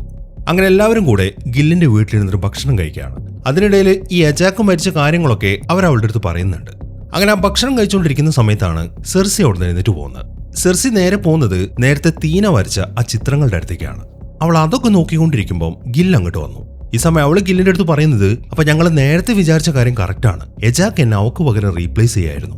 നീ ഈ തീന വരച്ച ചിത്രങ്ങൾ കണ്ടില്ലേ, ആ സെന്റോറി 6 എന്ന ഗ്രഹം നശിക്കുന്നത് ഇതുപോലെ ഭൂമിയിൽ സംഭവിക്കുന്നുണ്ട്. അത് നേരത്തെ ഞാൻ കണ്ടതാണ്, ഒരു ഭൂമി കുലുക്കം. പക്ഷെ അത് എന്തുകൊണ്ടാണ് എന്ന കാര്യം എനിക്ക് മനസ്സിലായിട്ടില്ലായിരുന്നു. ഇപ്പൊ എജാക്ക് എന്നെ റീപ്ലേസ് ചെയ്തുകൊണ്ടാണ് ഞാൻ അരിഷേമിന്റെ അടുത്തേക്ക് എത്തിയത്. പക്ഷെ അപ്പൊ എനിക്ക് അരിഷേമിനോട് സംസാരിക്കാൻ പറ്റിയില്ല. എന്തായാലും ഞാൻ അത് ഒന്നുകൂടെ ഒന്ന് ട്രൈ ചെയ്ത് നോക്കട്ടെ എന്ന് പറഞ്ഞിട്ട് അവൾ ഇപ്പൊ ഗില്ലിനോടൊന്ന് പറഞ്ഞു വിട്ടു. എന്നിട്ട് അവൾ കുറച്ച് അപ്പുറത്തേക്ക് മാറിയിരുന്നിട്ട് ഈ അരിഷേമിനെ ഇങ്ങനെ ധ്യാനിക്കാൻ തുടങ്ങി. അതിനെ തുടർന്ന് അവൾ ഇപ്പൊ അരിഷേമിന്റെ അടുത്തേക്ക് എത്തി. അങ്ങനെ അരിഷേമിനെ കണ്ടു കഴിഞ്ഞപ്പം അവൾ കാര്യങ്ങളൊക്കെ അരിഷേമിന്റെ അടുത്ത് പറയാണ്. അതായത് എജാക്കിനെ ഒരു ഡീവന്റ് കൊന്ന കാര്യവും പിന്നെ ഭൂമിയിൽ നടന്ന ആ എർത്ത് ക്വേക്കിന്റെ കാര്യവും. അദ്ദേഹം അരിഷേം പറയുന്നത്, ഭൂമിയിൽ നടന്ന കാര്യത്തെക്കുറിച്ച് ഓർത്ത് നിങ്ങൾ ടെൻഷൻ അടിക്കണ്ട, അതൊരു ക്രിയേഷന്റെ സൈഡ് എഫക്റ്റ് ആണ്. ക്രിയേഷനോ? അവൾക്ക് കാര്യം മനസ്സിലായില്ല. ഈ സമയം അരിഷേം അതിനെക്കുറിച്ച് വിശദീകരിച്ച് അവൾക്ക് പറഞ്ഞു കൊടുക്കുകയാണ്. ഇനിയാണ് ഭൂമിയിലെ നിങ്ങളുടെ മിഷന്റെ യഥാർത്ഥ പർപ്പസ് എന്താണ് എന്ന കാര്യം നിങ്ങൾ മനസ്സിലാക്കേണ്ടത്. നിങ്ങളെ എല്ലാവരെയും ഭൂമിയിലേക്ക് അയച്ചത് മറ്റൊരു സെലസ്റ്റിയലിന്റെ ക്രിയേഷന് വേണ്ടിയിട്ടാണ്. ആ സെലസ്റ്റിയലിന്റെ പേര് ടിയാമറ്റ് എന്നാണ്. ഓരോ ബില്യൺ വർഷങ്ങൾ കഴിയുമ്പോഴും പുതിയ സെലസ്റ്റിയൽസ് ഉണ്ടായേ പറ്റൂ. അതുകൊണ്ട് ഈ സെലസ്റ്റിയൽസിന്റെ സീഡ്സ് ഒക്കെ ഞാൻ പല ഗ്രഹങ്ങളിലായിട്ട് പ്ലാന്റ് ചെയ്തിട്ടുണ്ട്. അതിലൊന്ന് ഈ ഭൂമിയാണ്. ഈ ഭൂമിയിൽ നിന്നാണ് ആ സെലസ്റ്റിയൽ ടിയാമറ്റ് ഉണ്ടാവേണ്ടത്. അങ്ങനെ ടിയാമറ്റ് ജനിച്ചിട്ട് അതിനെ വളരണമെങ്കിൽ ഒരുപാട് എനർജി ആവശ്യമുണ്ട്. ആ എനർജി അതിന് കിട്ടുന്നത് ഇന്റലിജൻസ് ലൈഫിനെ ഭക്ഷിക്കുമ്പോഴാണ്. എന്നാൽ ഭൂമിയുടെ കാര്യത്തിൽ ഡീവിയൻസ് അതിനെ പ്രിവെന്റ് ചെയ്തു. ഡീവിയൻസ് ഇങ്ങോട്ട് വന്നിട്ട് ഇവിടെയുള്ള മുഴുവൻ മനുഷ്യരെയും കൊന്നുകളഞ്ഞു. അതുകൊണ്ടാണ് നിങ്ങൾ എറ്റേണൽസിനെ ഞാൻ ഭൂമിയിലേക്ക് അയച്ചത്. ഇപ്പൊ ഭൂമിയിൽ ടിയാമറ്റിന് വേണ്ടി ആവശ്യത്തിനുള്ള മനുഷ്യരുണ്ട്. അതുകൊണ്ട് ഉടനെ തന്നെ ആ ടിയാമറ്റ് ഉദയം ചെയ്യുന്നതാണ്. അരിശേം അതൊക്കെ പറയുമ്പോൾ അതിന്റെ ഒരു വിഷ്വൽ അവിടെ കാണിക്കുന്നുണ്ട്. അതായത് ഭൂമി മൊത്തം പൊട്ടിത്തെറിച്ച് ആ ടിയാമറ്റ് ഉണ്ടാവുന്നത്. ഇതെല്ലാം കാണുമ്പോൾ അവക്കൊരു ഞെട്ടലായിരുന്നു. അങ്ങനെയാണെങ്കിൽ ഈ ഭൂമിയിലുള്ള എല്ലാവരും മരിക്കത്തില്ലേ എന്നാണ് അവള് ചോദിക്കുന്നത്. അതേക്കുന്ന അരിശേം പറയുന്നത്, ഒരു ജീവൻ അവസാനിച്ചാലേ മറ്റൊരു ജീവൻ ഉദയം ചെയ്യൂ. നമ്മുടെ ഈ യൂണിവേഴ്സിൽ ഒരുപാട് എനർജിയുടെ എക്സ്ചേഞ്ച് നടക്കുന്നുണ്ട്. അതായത് ഇൻഫിനിറ്റ് സൈക്കിൾ ഓഫ് ക്രിയേഷനും ഡിസ്ട്രക്ഷനും. ഇങ്ങനെയുള്ള പ്ലാനറ്റിൽ നിന്നുള്ള എനർജി വെച്ചിട്ടാണ് സെലസ്റ്റിയൽസ് സൂര്യൻ ഉണ്ടാക്കുന്നത്. അങ്ങനെ ഗ്രാവിറ്റിയും ഹീറ്റും ലൈറ്റും ഒക്കെ ഉപയോഗിച്ച് പുതിയ ഗാലക്സികൾ ഉണ്ടാവുന്നു. ഇങ്ങനെ ഒരു പ്രോസസ്സ് നടന്നിട്ടില്ലെങ്കിൽ നമ്മുടെ യൂണിവേഴ്സ് എല്ലാ കാലവും ഇരുട്ടിലായിരിക്കും. മാത്രമല്ല ഇവിടെ ഒറ്റ ലൈഫ് പോലും ഉണ്ടാവത്തില്ല. അതെല്ലാം കേൾക്കുമ്പോൾ അപ്പൊ ഈ കാര്യങ്ങളൊക്കെ എജാക്കിന് അറിയാമായിരുന്നു. അവള് മില്യൺ വർഷങ്ങളായിട്ട് ഒരുപാട് സെലസ്റ്റിയൽസിനെ ഹെൽപ്പ് ചെയ്തിട്ടുണ്ട് ഈ ഒരു കാര്യത്തിന്. ഇപ്പൊ അവള് മരിച്ച സ്ഥിതിക്ക് ഇനി അതൊക്കെ നിന്റെ ചുമതലയാണ്. എന്നാൽ അരിശേം അത് പറയുമ്പോൾ അവള് പറയുന്നത്, പക്ഷെ എന്റെ ആദ്യത്തെ മിഷൻ ഈ ഭൂമിയിലായിരുന്നല്ലോ, അതുകൊണ്ട് എനിക്ക് ഇതിനോട് വല്ലാത്തൊരു അറ്റാച്ച്മെന്റ് തോന്നുകയാണ്. എന്റെ ഗ്രഹമായ ഒളിമ്പിയ ആയിട്ട് തന്നെയാണ് എനിക്ക് ഈ ഭൂമിയെ ഫീൽ ചെയ്യുന്നത് എന്നാണ് അവള് പറയുന്നത്. അതേക്കുന്ന അരിശേം പറയുന്നത്, നീ വിചാരിക്കുന്ന പോലെ ഒളിമ്പിയ എന്ന് പറയുന്ന ഒരു ഗ്രഹമൊന്നുമില്ല, നീ ഉണ്ടായത് ഇവിടെയാണ് എന്ന് പറഞ്ഞിട്ട് അരിശേം ഇപ്പം അവക്കൊരു സ്ഥലം കാണിച്ചു കൊടുത്തു. ഒരു പച്ച കളറുള്ള സ്ഥലം. ഈ സ്ഥലത്തിനെ പറയുന്നത് ദ വേൾഡ് ഫോർജ് എന്നാണ്. നീ ഇത് കണ്ടില്ലേ, ഇവിടെയാണ് നിങ്ങൾ എറ്റേണൽസ് ഉണ്ടായിരിക്കുന്നത്. ഉണ്ടായതല്ല, ഞാൻ നിങ്ങളെ ഉണ്ടാക്കിയതാണ്, പ്രോഗ്രാം ചെയ്തതാണ് എന്ന് പറയുന്നതാണ് കൂടുതൽ ഉചിതം. അരിശേം അത് പറഞ്ഞു കഴിഞ്ഞാൽ അവൾ നോക്കുമ്പോൾ അവളുടെ മുന്നിലേക്കായിട്ട് ഒരു രൂപം വരുന്നുണ്ട്. അതിൽ നിന്നും അവളൊരു കൃത്രിമ ശരീരമാണ് എന്ന കാര്യമൊക്കെ മനസ്സിലായി. പിന്നീട് അവൾ നോക്കുമ്പോൾ ഇപ്പൊ അവള് കണ്ടതുപോലത്തെ നിറയെ രൂപങ്ങൾ ഇങ്ങനെ നിരന്നു നിൽക്കുന്നുണ്ട്. അതൊക്കെ കാണുമ്പോൾ പക്ഷെ എനിക്ക് എന്തുകൊണ്ടാണ് ഇതൊന്നും ഓർമ്മ കിട്ടാത്തത് എന്നാണ് അവളുടെ ചോദ്യം. അതേക്കുന്ന അരിശേം അവൾക്ക് നല്ല വലുപ്പത്തിലുള്ള ഒരു ചുമര് കാണിച്ചു കൊടുക്കുകയാണ്. അതിൽ ഒരുപാട് അറകളുണ്ട്. അതിനകത്തൊക്കെ നാരുപോലെ എന്തോ കാണാം. നീ ആ നാര് പോലുള്ള കാര്യം കണ്ടില്ലേ, അത് നിങ്ങളുടെ ഓർമ്മകളാണ്. ഓരോ സെലസ്റ്റിയൽ ഉണ്ടാവുമ്പോഴും നിങ്ങളുടെ ഓർമ്മകളൊക്കെ മായ്ച്ചു കളഞ്ഞ് ഞാൻ ഇവിടെ സൂക്ഷിച്ചിരിക്കുകയാണ്. അതേക്കുമ്പോൾ അവർക്ക് ഡൗട്ടായി, എന്തിനാണ് ഞങ്ങളുടെ ഓർമ്മകളൊക്കെ സൂക്ഷിച്ചു വെച്ചിരിക്കുന്നത്? അത് മറ്റൊന്നും കൊണ്ടല്ല, ആ ഓർമ്മകൾ സൂക്ഷിച്ചിരിക്കുന്നത് ഡീവിയൻസിനെ കുറിച്ച് പഠിക്കാൻ വേണ്ടിയിട്ടാണ്. അതേ സെർസി, ഈ ഡീവിയൻസിനെ ക്രിയേറ്റ് ചെയ്തതും ഞാൻ തന്നെയാണ്. എന്തിനാണോ നിങ്ങളെ ക്രിയേറ്റ് ചെയ്തത് അതേ പർപ്പസിന് തന്നെയാണ് ഡീവിയൻസിനെയും ക്രിയേറ്റ് ചെയ്തത്. അതായത് ഓരോ സെലസ്റ്റിയലിന്റെ ഹോസ്റ്റ് പ്ലാനറ്റിലും ആദ്യകാലത്ത് ആ പ്ലാനറ്റിൻ്റെതായ പ്രിഡേറ്റേഴ്സ് ഉണ്ടാവും. ഇപ്പൊ ഈ ഭൂമിയെക്കുറിച്ച് പറയുകയാണെങ്കിൽ ദിനോസറുകൾ, ആ ജീവികളെ നശിപ്പിക്കാൻ വേണ്ടിയിട്ടാണ് ഞാൻ ഡീവിയൻസിന് അയച്ചത്. അങ്ങനെ വരുമ്പോഴേ ആ പ്രിഡേറ്റേഴ്സ് ഒക്കെ നശിച്ചിട്ട് ഇന്റലിജൻസ് ലൈഫ് അവിടെ ഉണ്ടാവത്തുള്ളൂ. അങ്ങനെ എന്റെ പ്ലാൻ പോലെ കാര്യങ്ങളൊക്കെ നടന്നു. ഡീവിയൻസ് ആ പ്രിഡേറ്റേഴ്സിനെ എല്ലാം കൊന്നുകളഞ്ഞു. എന്നാൽ ഈ ഡീവിയൻസിന്റെ ക്രിയേഷൻ ഞാൻ വിചാരിച്ച പോലെ ആയിരുന്നില്ല. അവറ്റകൾക്ക് പരിണാമം സംഭവിക്കുന്നുണ്ടായിരുന്നു. അങ്ങനെ പരിണാമം സംഭവിച്ച് ആ ജീവികളൊക്കെ പ്രിഡേറ്റേഴ്സ് ആയിട്ട് മാറി. മാത്രമല്ല എനിക്ക് അവരെ നിയന്ത്രിക്കാനും പറ്റിയില്ല. അതുകൊണ്ടാണ് അവറ്റകളെ നശിപ്പിക്കാൻ വേണ്ടി നിങ്ങൾ എറ്റേണൽസിന് ഉണ്ടാക്കിയത്. എന്നാൽ നിങ്ങളുടെ കാര്യത്തിൽ ഡീവിയൻസിന് സംഭവിച്ച പോലെ സംഭവിക്കാൻ പാടില്ല എന്നെനിക്ക് നിർബന്ധം ഉണ്ടായിരുന്നു. അതുകൊണ്ടാണ് നിങ്ങളെ കൃത്രിമമായിട്ട് ഉണ്ടാക്കിയത്. അത് കാരണം നിങ്ങൾക്ക് ഒരിക്കലും പരിണാമം സംഭവിക്കത്തില്ല. ഇനിയിപ്പോൾ എനിക്ക് നിന്നോട് പറയാനുള്ളത്, എജാക്ക് നിന്നെ അവക്ക് പകരം റീപ്ലേസ് ചെയ്തിരിക്കുന്നത് ഈ മിഷൻ കണ്ടിന്യൂ ചെയ്യാൻ വേണ്ടിയിട്ടാണ്. അതുകൊണ്ട് ആ ഒരു മിഷൻ നീ തുടരുക. ഒരു കാരണവശാലും ഈ കാര്യത്തിൽ എന്നെ നിരാശനാക്കരുത് എന്ന് പറഞ്ഞിട്ട് അരിശേമ സംസാരം അവസാനിപ്പിക്കുകയാണ്. അതിനെ തുടർന്ന് അവൾ തിരിച്ചെത്തുകയും ചെയ്തു. എന്നാൽ ഈ കാര്യങ്ങളൊക്കെ കേട്ട് കഴിഞ്ഞതുകൊണ്ട് അവൾക്ക് വല്ലാത്തൊരു ഷോക്കായിരുന്നു. അപ്പൊ ഈ ഭൂമി നശിക്കാൻ അവർ എറ്റേണൽസും കൂടെ കാരണമാകാൻ പോവാണ് എന്ന കാര്യമൊക്കെ മനസ്സിലായി. അങ്ങനെ സെർസി ഇപ്പം എല്ലാവരുടെ അടുത്തും കാര്യങ്ങൾ പറഞ്ഞു. അതെല്ലാം കേൾക്കുമ്പോൾ അവർക്ക് ഞെട്ടലായിരുന്നു. അപ്പൊ എന്തായാലും ആ ടിയാമറ്റ് ഉണ്ടാവും, അത് അവർക്ക് തടയാൻ പറ്റത്തില്ല. പക്ഷെ ഭൂമി നശിക്കാതെ നോക്കണം. അതിനുവേണ്ടി ആ ടിയാമറ്റിന്റെ മൈൻഡ് കൺട്രോൾ ചെയ്യാൻ വേണ്ടി ഡ്രൂയിങ്ങിനെ കണ്ടെത്താം എന്നാണ് അവർ തീരുമാനിച്ചിരിക്കുന്നത്. അതിനെ തുടർന്ന് അവർ നേരെ പോകുന്നത് ആമസോണിലേക്കാണ്. ഇപ്പൊ ആ കാട്ടിലെ ആൾക്കാരുടെ കൂടെയാണ് ഇപ്പൊ ഡ്രൂയിഗ് താമസിക്കുന്നത്. അങ്ങനെ അവർ അവന്റെ വീട്ടിലേക്ക് ചെന്നിട്ട് അവൻ്റെ അടുത്ത് കാര്യങ്ങൾ പറയാണ്. എന്നാൽ ഇവരുടെ കൂടെ നിൽക്കാൻ അവൻ സമ്മതിക്കുന്നില്ല. ഇനി ഈ പരിപാടിക്ക് എന്നെ കിട്ടത്തില്ല എന്നാണ് അവൻ പറയുന്നത്. പക്ഷെ അവൻ അങ്ങനെ പറഞ്ഞെങ്കിലും അവർ ആ കാട്ടിൽ നിന്ന് പോകുന്നില്ല. അവരവിടെ തന്നെ താമസിക്കുകയാണ്. എങ്ങനെയെങ്കിലും അവന്റെ മൈൻഡ് മാറ്റണം എന്നാണ് അവർ തീരുമാനിച്ചിരിക്കുന്നത്. അങ്ങനെ ഇരിക്കെയാണ് ആ ഡീവിയൻസ് അവരെ കാട്ടിലേക്ക് അറ്റാക്ക് ചെയ്യാൻ വരുന്നത്. പിന്നീട് നടക്കുന്നത് ഒരു ഗംഭീര ഫൈറ്റാണ്. അങ്ങനെ ആ ഫൈറ്റ് നടക്കുന്നതിനിടയിൽ ഒരു ഡീവിയൻ വന്നിട്ട് സെർസിയെ പിടിച്ചു. എന്നിട്ട് അത് അവളെയും കൊണ്ട് അവിടെയുള്ള വെള്ളത്തിലേക്ക് ചാടി. എന്നാൽ ആ വെള്ളത്തിന്റെ അടിയിലേക്ക് ചെന്ന് കഴിയുമ്പോൾ അവൾ അതിന്റെ തലയിൽ കയറി പിടിച്ചു. പിന്നീട് നടക്കുന്നത് ഒരു പൊട്ടിത്തെറിയാണ്. അതിനെ തുടർന്ന് എല്ലാവരും നോക്കുമ്പോൾ ആ ഡീവിയൻ ഇപ്പം ഒരു മരമായിട്ട് മാറിയിട്ടുണ്ട്. പക്ഷെ എങ്ങനെയാണ് അത് അവൾ ചെയ്തത് എന്ന കാര്യം അവൾക്ക് പോലും അറിയത്തില്ല. ഇതേ സമയം തന്നെ മറ്റൊരു ഡീവിയൻ ഇപ്പൊ ഗില്ലുമായിട്ട് ഫൈറ്റ് ചെയ്തുകൊണ്ടിരിക്കുകയാണ്. ഈ ഡീവിയനാണ് അജാക്കിനെ കൊന്നളഞ്ഞത്. അതിപ്പോ ഗില്ലിന്റെ ശരീരത്തിൽ നിന്നും അവന്റെ ശക്തിയോടെ വലിച്ചെടുക്കുകയാണ്. മാത്രമല്ല അതൊക്കെ വലിച്ചെടുത്ത് കഴിഞ്ഞപ്പം അതിന്റെ രൂപം മാറി. ഇപ്പൊ അതിനൊരു മനുഷ്യരൂപമുണ്ട്. ഇതെല്ലാം നോക്കിക്കൊണ്ട് തീനെ അവിടെ നിൽക്കുന്നുണ്ട്. അവൾക്ക് ആ പ്രശ്നമുള്ളത് കാരണം അവളുടെ പവർ പുറത്തേക്ക് എടുക്കാൻ പറ്റുന്നില്ല. ഈ സമയം ആ അജാക്കിന്റെ ഓർമ്മകളൊക്കെ ആ ഡീവിയന് കിട്ടി. ഇപ്പൊ അവിടെ നടന്നുകൊണ്ടിരിക്കുന്ന മുഴുവൻ കാര്യങ്ങളും അതിന് മനസ്സിലായി. അതിപ്പോ പറയുന്നത്, അപ്പോൾ ഓരോ സെലസ്റ്റിയൽ ഉണ്ടാവുമ്പോഴും ഒരുപാട് ഗ്രഹങ്ങൾ നശിക്കുന്നുണ്ട്. മാത്രമല്ല ഒരുപാട് ജീവനുകളും. നിങ്ങളങ്ങോട്ട് അയച്ചിരിക്കുന്നത് ആ അരിശയമല്ലേ, അതുകൊണ്ട് നിങ്ങൾ ആരെയും ഞാൻ വെറുതെ വിടത്തില്ല എന്നാണ് അത് പറയുന്നത്. ഈ സമയത്താണ് ഇക്കറിസ് അങ്ങോട്ട് വന്നിട്ട് അതിന് നേരെ ഫയർ ചെയ്യുന്നത്. അത് കണ്ടതും അത് വേഗം അവിടുന്ന് പോവാണ്. ഈ സമയമാകുമ്പോഴേക്കും ഗില്ല് മരിച്ചു കഴിഞ്ഞിരുന്നു. അത് കണ്ട് എല്ലാവരും വളരെ സങ്കടത്തിൽ നിൽക്കുകയാണ്. അങ്ങനെ ഗില്ലിന്റെ ഫ്യൂണറൽ കഴിഞ്ഞു. പിറ്റേ ദിവസം തീന അവന്റെ ചാരം എടുത്തിട്ട് അവിടെയുള്ള വെള്ളത്തിലേക്ക് ഒഴുക്കി വിടുകയാണ്. ഇത് നോക്കിക്കൊണ്ട് ഡ്രോയിഗ് അവിടെ നിൽക്കുന്നുണ്ട്, സെർസി അവിടെ നിൽക്കുന്നുണ്ട്. ഇപ്പൊ ഡ്രോയിഗ് സെർസിയോട് പറയുന്നത്, നിങ്ങൾ എന്നെ ഇങ്ങോട്ട് വിളിക്കാൻ വന്നത് ആ സെലസ്റ്റിയലിന്റെ മൈൻഡ് കൺട്രോൾ ചെയ്യാനല്ലേ, അത് ഒരിക്കലും എന്നെ കൊണ്ട് പറ്റത്തില്ല, അത്രയും ശക്തി എനിക്കില്ല എന്നാണ്. അതേക്കുന്ന അവള് പറയുന്നത്, അങ്ങനെയാണെങ്കിൽ നമുക്ക് ഉടനെ തന്നെ ഫാസ്റ്റോസിനെ കണ്ടുപിടിക്കണമെന്നാണ്. അതേക്കുമ്പം ഈ മനുഷ്യർക്ക് ടെക്നോളജിയുടെ ഐഡിയ ഒക്കെ കൊടുത്ത് അവരുടെ പ്രവൃത്തി കാരണം അവനിപ്പോൾ വല്ലാത്തൊരു അവസ്ഥയിൽ നിൽക്കുകയാണ്. അതുകൊണ്ട് ഈ ഒരു കാര്യത്തിന് അവൻ സമ്മതിക്കുന്ന എനിക്ക് ഉറപ്പില്ല എന്നാണ് ഡ്രോയിഗ് പറയുന്നത്. ഇനി കാണിക്കുന്നത് വർഷം 1945 ഹിരോഷിമയാണ്. അമേരിക്കക്കാര് അവിടെ ആറ്റം ബോംബ് ഇട്ട് പൊട്ടിച്ചു. ഇപ്പൊ ആ ഏരിയ മൊത്തം നശിച്ചിരിക്കുന്നത് കണ്ട് ഫാസ്റ്റോസ് ആണെങ്കിൽ വല്ലാത്ത സങ്കടത്തിലിരിക്കുകയാണ്. ഈ സമയത്താണ് അജാക്ക് അവന്റെ അടുത്തേക്ക് വരുന്നത്. അജാക്കിനെ കാണുമ്പോൾ അവൻ പറയുന്നത്, ഇതിനെല്ലാം കാരണക്കാരൻ ഞാനാണ്. ഞാൻ മനുഷ്യർക്ക് കൊടുത്ത ഓരോ ഐഡിയ വെച്ചിട്ട് അവരെ കാണിച്ചു കൂട്ടിയിരിക്കുന്നൊക്കെ കണ്ടില്ലേ, ഇവരാരും തന്നെ ഒരു കാലത്തും സംരക്ഷിക്കപ്പെടേണ്ടവരല്ല എന്നൊക്കെ പറഞ്ഞിട്ട് അവൻ വല്ലാണ്ട് കരയാൻ തുടങ്ങി. അതെല്ലാം കേൾക്കുമ്പോൾ അജാക്ക് ആണെങ്കിൽ ഓരോന്നൊക്കെ പറഞ്ഞിട്ട് അവനെ സമാധാനിപ്പിക്കുകയാണ്. ഇനി കാണിക്കുന്നത് പ്രസന്റ് ഡേ. ഫാസ്റ്റോസ് ഇപ്പൊ താമസിക്കുന്നത് അമേരിക്കയിലാണ്. അവനൊരു ഫാമിലി ഒക്കെ ഉണ്ട്. ഒരു ഗേ കപ്പിളാണ്. ഒരു കുട്ടിയെ അവൻ വളർത്തുന്നുണ്ട്. അങ്ങനെ അവൻ വീട്ടിൽ നിൽക്കുന്ന സമയത്താണ് ഇക്കറിസും സെർസിയും അങ്ങോട്ട് വരുന്നത്. അങ്ങനെ രാത്രി വീട്ടിൽ വെച്ചിട്ട് അവർ കാര്യങ്ങളൊക്കെ അവൻ്റെ അടുത്ത് പറഞ്ഞു. ആദ്യം അവൻ്റെ ഒരു മെന്റാലിറ്റി ഈ മനുഷ്യരെ സംരക്ഷിക്കേണ്ടതെന്ന് തന്നെയാണ്. പക്ഷെ പിന്നീട് അവർ കാര്യങ്ങളൊക്കെ പറഞ്ഞിട്ട് അവനെയും കൺവിൻസ് ചെയ്യുകയാണ്. എന്നിട്ട് അവനെ വിളിച്ചുകൊണ്ട് അവിടുന്ന് പോവുകയും ചെയ്തു. അങ്ങനെ ഫാസ്റ്റോസ് അവരെയും കൊണ്ട് നേരെ പോകുന്നത് ഇറാഖിലേക്കാണ്. അവിടെ ഒരു മലയുടെ താഴ്വാരത്തായിട്ടാണ് അവൻ അവരുടെ സ്പേസ് ഷിപ്പ് ഒളിപ്പിച്ചു വെച്ചിരിക്കുന്നത്. ആ സ്ഥലത്തേക്ക് ചെന്നിട്ട് അവൻ്റെ കയ്യിലൊരു ഡിവൈസ് ഓണാക്കി. അതിനെ തുടർന്ന് ഭൂമിക്കടിയിൽ നിന്നും അവരുടെ സ്പേസ് ഷിപ്പ് മുകളിലേക്ക് വരികയാണ്. അങ്ങനെ പെട്ടെന്ന് തന്നെ എല്ലാവരും അതിനകത്തേക്ക് കയറി. ഈ സമയം ആ സ്പേസ് ഷിപ്പിനകത്തായിട്ട് നമ്മുടെ മക്കാരി ഇരിക്കുന്നുണ്ട്. അങ്ങനെ അവിടുത്തെ കാര്യങ്ങളൊക്കെ സെറ്റ് ചെയ്തതിനു ശേഷം അവൻ്റെ പ്ലാൻ വർക്കൗട്ട് ചെയ്യാൻ തുടങ്ങി. ഇപ്പൊ ആ സെലസ്റ്റിയലിന്റെ മൈൻഡ് കൺട്രോൾ ചെയ്യാൻ വേണ്ടി ഒരു ഡിവൈസ് വേണം. അതിനുവേണ്ടി അവൻ ഡിസൈൻ ചെയ്യുന്നത് എല്ലാവർക്കും ധരിക്കാനുള്ള ഒരു ബ്രേസ്ലെറ്റ് ആണ്. അതിന്റെ ഡിസൈനിങ് ഒക്കെ കഴിഞ്ഞതിന് ശേഷം അവൻ അതിനെക്കുറിച്ച് എക്സ്പ്ലെയിൻ ചെയ്യാൻ തുടങ്ങി. ഈ സെലസ്റ്റിയൽസ് എന്ന് പറയുന്നത് ഈ യൂണിവേഴ്സിൽ തന്നെ ഏറ്റവും ശക്തമായിട്ടുള്ള എനർജി ജനറേറ്റ് ചെയ്യുന്ന ആൾക്കാരാണ്. അരിശയം നമ്മളെ ഉണ്ടാക്കി കഴിഞ്ഞപ്പം നമ്മളുടെ ശരീരത്തിനകത്തും ഈ കോസ്മിക് എനർജീസ് ഉണ്ട്. അത് നമ്മളുടെ ശരീരം റീജനറേറ്റ് ചെയ്യാൻ വേണ്ടിയിട്ടാണ്. ഇപ്പൊ ഞാൻ ഉണ്ടാക്കുന്ന ഈ ബ്രേസ്ലെറ്റ്സ് ഉണ്ടല്ലോ, അത് നമ്മൾ ധരിക്കുമ്പം നമ്മുടെ ശരീരം റീജനറേറ്റ് ആവുന്നത് അത് തടയും. അങ്ങനെ സംഭവിക്കുമ്പോൾ നമ്മുടെ ശരീരത്തിൽ എക്സ്ട്രാ കോസ്മിക് എനർജീസ് ഉണ്ടാവും. എൻ്റെ ഈ ഒരു ഡിസൈൻ്റെ പർപ്പസ് എന്താണെന്ന് വെച്ച് കഴിഞ്ഞാൽ ആ ഡീവിയൻസിന് നമ്മുടെ എല്ലാവരുടെ എനർജി അബ്സോർബ് ചെയ്യാൻ പറ്റും. അങ്ങനെയാണെങ്കിൽ എന്തുകൊണ്ട് നമുക്ക് നമ്മുടെ എനർജീസ് പരസ്പരം അബ്സോർബ് ചെയ്തുകൂടാ? അങ്ങനെ ഒരാൾക്ക് നമ്മുടെ എല്ലാവരുടെയും എനർജി കിട്ടുകയാണെങ്കിൽ അവൻ കൂടുതൽ പവർഫുൾ ആവും. അങ്ങനെ വരുമ്പോൾ എല്ലാം കൂടെ കണക്റ്റഡ് ആയിട്ട് ഒരു യൂണി മൈൻഡ് ഫോം ആവും. അതിനു വേണ്ടിയിട്ടാണ് ഈ ബ്രേസ്ലെറ്റ്. ഈ ഒരു വിശദീകരണമാണ് അവൻ കൊടുക്കുന്നത്. അങ്ങനെ അവൻ്റെ ആ പ്ലാനൊക്കെ പറഞ്ഞു കഴിയുമ്പോൾ എല്ലാവരും ഇപ്പം നോക്കുന്നത് ഇക്കറിസിനെയാണ്. കാരണം ഇവരുടെ കൂട്ടത്തിൽ ഏറ്റവും പവർഫുൾ ഇവനാണ്. അതുകൊണ്ട് ഇവനാണ് തീരുമാനം പറയേണ്ടത്. പക്ഷെ അവന് അതിനോട് താല്പര്യം കാണിക്കുന്നില്ല. അവനിപ്പോൾ പറയുന്നത് അരിശയം തെരഞ്ഞെടുത്തിരിക്കുന്നത് സെർസി അല്ലേ, അവള് തന്നെ തീരുമാനം പറയട്ടെ എന്നും പറഞ്ഞിട്ട് അവൻ വെളിയിലേക്ക് ഇറങ്ങിപ്പോയി. എന്നിട്ട് അവൻ പുറത്തേക്ക് ചെന്നിട്ട് ഒരു കാര്യം ഇങ്ങനെ ആലോചിക്കുകയാണ്. അതായത് 6 ദിവസങ്ങൾക്ക് മുമ്പ് നടന്നൊരു കാര്യം. അവൻ സെർസിയെ വിട്ട് പോകുന്നതിന് ശേഷം ഒറ്റയ്ക്കൊരു വീട്ടിൽ താമസിക്കുകയാണ്. ഈ സമയത്താണ് അജാക്ക് അങ്ങോട്ട് വരുന്നത്. ഇവനിവിടെ ഒറ്റയ്ക്ക് താമസിക്കാനുള്ള കാര്യം ഈ അരിശേമിന്റെ ഈ പദ്ധതിയെക്കുറിച്ചൊക്കെ അജാക്ക് ഇവന്റെ അടുത്ത് നേരത്തെ പറഞ്ഞിട്ടുണ്ട്. ആ കാര്യങ്ങൾ ഇവൻ അറിഞ്ഞ സ്ഥിതിക്ക് ഇനി സെർസിയുടെ കൂടെ ജീവിക്കുകയാണെങ്കിൽ അത് അവളോടും പറയേണ്ടി വരും. ഈ ഭൂമി മൊത്തം നശിപ്പിക്കാനാണ് അരിശേമിന്റെ പ്ലാൻ എന്ന് അറിഞ്ഞു കഴിഞ്ഞാൽ അവൾക്കത് താങ്ങാൻ പറ്റത്തില്ല. അതുകൊണ്ടാണ് അവൻ അവളെ വിട്ട് പോകുന്നത്.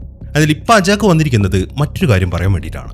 അതായത് അവളുടെ മനസ്സ് മൊത്തം മാറി. മനുഷ്യര് സംരക്ഷിക്കപ്പെടേണ്ടവരാണ് എന്നാണ് അവളിപ്പോൾ ചിന്തിക്കുന്നത്. എന്തുകൊണ്ട് നിന്റെ മനസ്സിപ്പോൾ മാറിയെന്ന് അവൻ ചോദിക്കുമ്പോൾ അവൾ അതിനുള്ളൊരു എക്സ്പ്ലനേഷൻ കൊടുക്കുന്നുണ്ട്. അതായത് 5 വർഷങ്ങൾക്ക് മുമ്പാണ് താനോസ് ഈ ഗ്രഹത്തിലെ പകുതി പോപ്പുലേഷൻ ഇല്ലാതാക്കിയത്. അങ്ങനെ ഇവിടുത്തെ പകുതി ജനങ്ങൾ നശിച്ചു പോയതുകൊണ്ടാണ് ആ ടിയാമറ്റ് ഉണ്ടാവുന്നത് ഇത്രയും വൈകിപ്പോയത്. എന്നാൽ ഇവിടുത്തെ മനുഷ്യര് തന്നെ വളരെ കഷ്ടപ്പെട്ട് ആ ജനങ്ങളെ മൊത്തം തിരിച്ചു കൊണ്ടുവന്നു. അതിന് അവർ ഒരുപാട് കഷ്ടപ്പെട്ടിട്ടുണ്ട്. അവൾ ഇവരെ വിട്ടു പോന്നതിന് ശേഷം ഈ ലോകത്തുള്ള പല ഭാഗങ്ങളിലും സഞ്ചരിച്ചു. ഇവിടെ ജീവിക്കുന്ന മനുഷ്യരെ കുറിച്ച് മുഴുവൻ കാര്യങ്ങളും പഠിച്ചു. അതിൽ നിന്ന് നമുക്ക് മനസ്സിലായത് മനുഷ്യര് പരസ്പരം പ്രശ്നം ഉണ്ടാക്കും, എന്നാൽ അവർക്കിടയിൽ സ്നേഹമുണ്ട്, സമാധാനമുണ്ട്. അതുകൊണ്ട് ഒരു കാരണവശാലും ഈ മനുഷ്യരോ ഈ ഭൂമിയോ നശിക്കാൻ പാടില്ല. അരിശേമിന്റെ ഈ ഒരു പദ്ധതിയെ നമുക്ക് തടഞ്ഞേ പറ്റൂ. അതിന് നമുക്ക് എല്ലാവർക്കും ഒരുമിച്ച് നിൽക്കണം എന്നൊക്കെയാണ് അവളിപ്പോൾ അവൻ്റെ അടുത്ത് പറയുന്നത്. അതെല്ലാം കേട്ട് കഴിഞ്ഞതിന് ശേഷം അവൻ പറയുന്നത്, ഓക്കെ, ഞാൻ നിന്റെ കൂടെ നിൽക്കാം, പക്ഷെ അതിനു മുമ്പ് ഞാൻ നിനക്ക് മറ്റൊരു കാര്യം കാണിച്ചു തരാം എന്ന് പറഞ്ഞിട്ട് ഇക്കറിസ് അവളെയും വിളിച്ചുകൊണ്ട് പോകുന്നത് അലാസ്കയിലേക്കാണ്. അവരിപ്പോൾ അവിടുത്തെ ഒരു മലയുടെ മുകളിലേക്ക് ചെന്നു. അതിന്റെ താഴ്വാരത്തായിട്ട് മൊത്തം ഐസാണ്. ആ ഐസിന്റെ മുകളിൽ കുറെ ഡീവിയൻസ് നിൽക്കുന്നുണ്ട്. അത് കാണിച്ചു കൊടുത്തതിന് ശേഷം അവൻ പറയുന്നത്, ഈ ഡീവിയൻസ് എല്ലാവരും കുറെ വർഷങ്ങളായിട്ട് ഇവിടുത്തെ ഐസിൽ ഇങ്ങനെ പൊതിഞ്ഞു കിടക്കായിരുന്നു. എന്നാൽ ഇപ്പം ടിയാമട്ട് ഉണ്ടാവാൻ തുടങ്ങിയല്ലോ, അത് കാരണം ഭൂമിയുടെ കോറൊക്കെ ചൂടാവുന്നുണ്ട്. അങ്ങനെ ഇവിടുത്തെ ഐസൊക്കെ മെൽറ്റായിട്ടാണ് അവറ്റകളിപ്പോൾ പുറത്തേക്ക് വന്നത്. ഇനിയിപ്പോൾ ഞാൻ എന്തിനാണ് നിന്നെ ഇങ്ങോട്ട് കൊണ്ടുവന്നതെന്ന് വെച്ച് കഴിഞ്ഞാൽ അരിശേമിന്റെ പ്ലാനിനെ തടയാൻ ഞാൻ നിന്നെ സമ്മതിക്കത്തില്ല. നമ്മളെ ക്രിയേറ്റ് ചെയ്തിരിക്കുന്ന അരിശേമാണ്, അതുകൊണ്ട് നമ്മൾ അവന്റെ കൂടെ നിന്നേ പറ്റൂ. ഇപ്പൊ നിന്റെ മനസ്സ് മാറിയ സ്ഥിതിക്ക് ഇനി നീ ജീവിച്ചിരിക്കണ്ട എന്നും പറഞ്ഞിട്ട് അവൻ അവളെ ആ മലയുടെ താഴ്വാരത്തേക്ക് തള്ളിയിടാണ്. അങ്ങനെ അവൾ താഴേക്ക് ചെന്ന് വീണ് കഴിഞ്ഞപ്പം ആ ജീവികളൊക്കെ അവളുടെ അടുത്തേക്ക് ഓടിയെത്തി. അങ്ങനെ അവർ തമ്മിൽ ഒരു ഫൈറ്റ് നടക്കുകയാണ്. അതിനിടയിലാണ് അവിടുത്തെ ഒരു ഗുഹയിൽ നിന്നും അവരുടെ ലീഡർ വരുന്നത്. അത് വന്ന ഉടനെ തന്നെ അവളുടെ ശരീരത്തിൽ നിന്നും അവളുടെ ശക്തി വലിച്ചെടുക്കുകയാണ്. എന്നിട്ട് ആ ഗുഹയിലേക്ക് തന്നെ തിരിച്ചു പോവുകയും ചെയ്തു. അങ്ങനെ ആ ജീവികളൊക്കെ അവിടെ നിന്ന് പോയി കഴിഞ്ഞപ്പോൾ ഇക്കറിസ് വേഗം താഴേക്ക് ചാടി. എന്നിട്ട് അവളെയും കൊണ്ട് അവിടുന്ന് പറന്നു പോവാണ്. ഇതേസമയം തന്നെ ഗുഹയിലേക്ക് കയറിയ ആ ലീഡർ ഉണ്ടല്ലോ, അതിപ്പോൾ ബാക്കി എല്ലാത്തിൻ്റെയും ശരീരത്തിലേക്ക് ആ എനർജി കടത്തിവിടാണ്. അതിനെ തുടർന്ന് ചില ജീവികൾക്കൊക്കെ ഒരു രൂപമാറ്റം സംഭവിക്കുന്നുണ്ട്. ഒരെണ്ണത്തിന് ചിറകൊക്കെ മുളച്ചു. അങ്ങനെ ആ എനർജിയൊക്കെ കൊടുത്തതിന് ശേഷം എല്ലാ ജീവികളും ആ ഗുഹയിൽ നിന്ന് വെളിയിലേക്ക് പോവാണ്. ഈ സമയം തന്നെ ഇക്രിസ് ആണെങ്കിൽ അജാക്കിന്റെ ബോഡിയും കൊണ്ട് അവളുടെ വീട്ടിലേക്ക് എത്തി. എന്നിട്ട് അവളുടെ ബോഡി എടുത്തിട്ട് അവൻ പുറത്ത് കടത്തുകയാണ്. അവളെ കൊന്നു കളഞ്ഞതിന് അവന് വല്ലാത്തൊരു സങ്കടമുണ്ട്. പക്ഷെ അവനെ സംബന്ധിച്ച് ഇതല്ലാതെ അവന്റെ മുമ്പിൽ മറ്റൊരു മാർഗവും ഇല്ല. ഇത്രയും കാര്യങ്ങളാണ് അവന് ഓർക്കുന്നത്. ഈ സമയത്താണ് സെർസി അവന്റെ അടുത്തേക്ക് വരുന്നത്. നിനക്ക് എന്തുകൊണ്ടാണ് ഈ കാര്യത്തിൽ താല്പര്യമില്ലാത്തത് എന്നാണ് അവൾ ചോദിക്കുന്നത്. അതേക്ക് അവൻ പറയുന്നത്, ഈ ഭൂമി നശിക്കുന്നതോ ഇവിടുത്തെ മനുഷ്യരെ നശിക്കുന്നതോ അതൊന്നും എന്റെ പ്രശ്നമല്ല.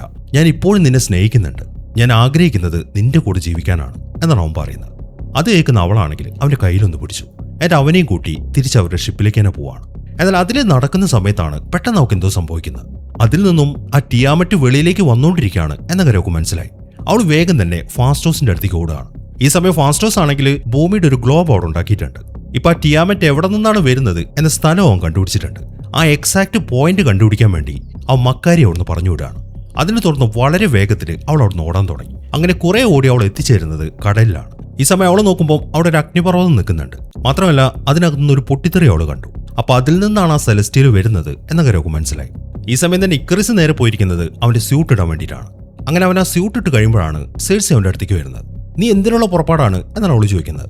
അതേക്ക് അവൻ പറയുന്നത് നീ വേഗം തന്നെ ഈ പ്ലാനറ്റിൽ നിന്ന് പോകാൻ നോക്ക്.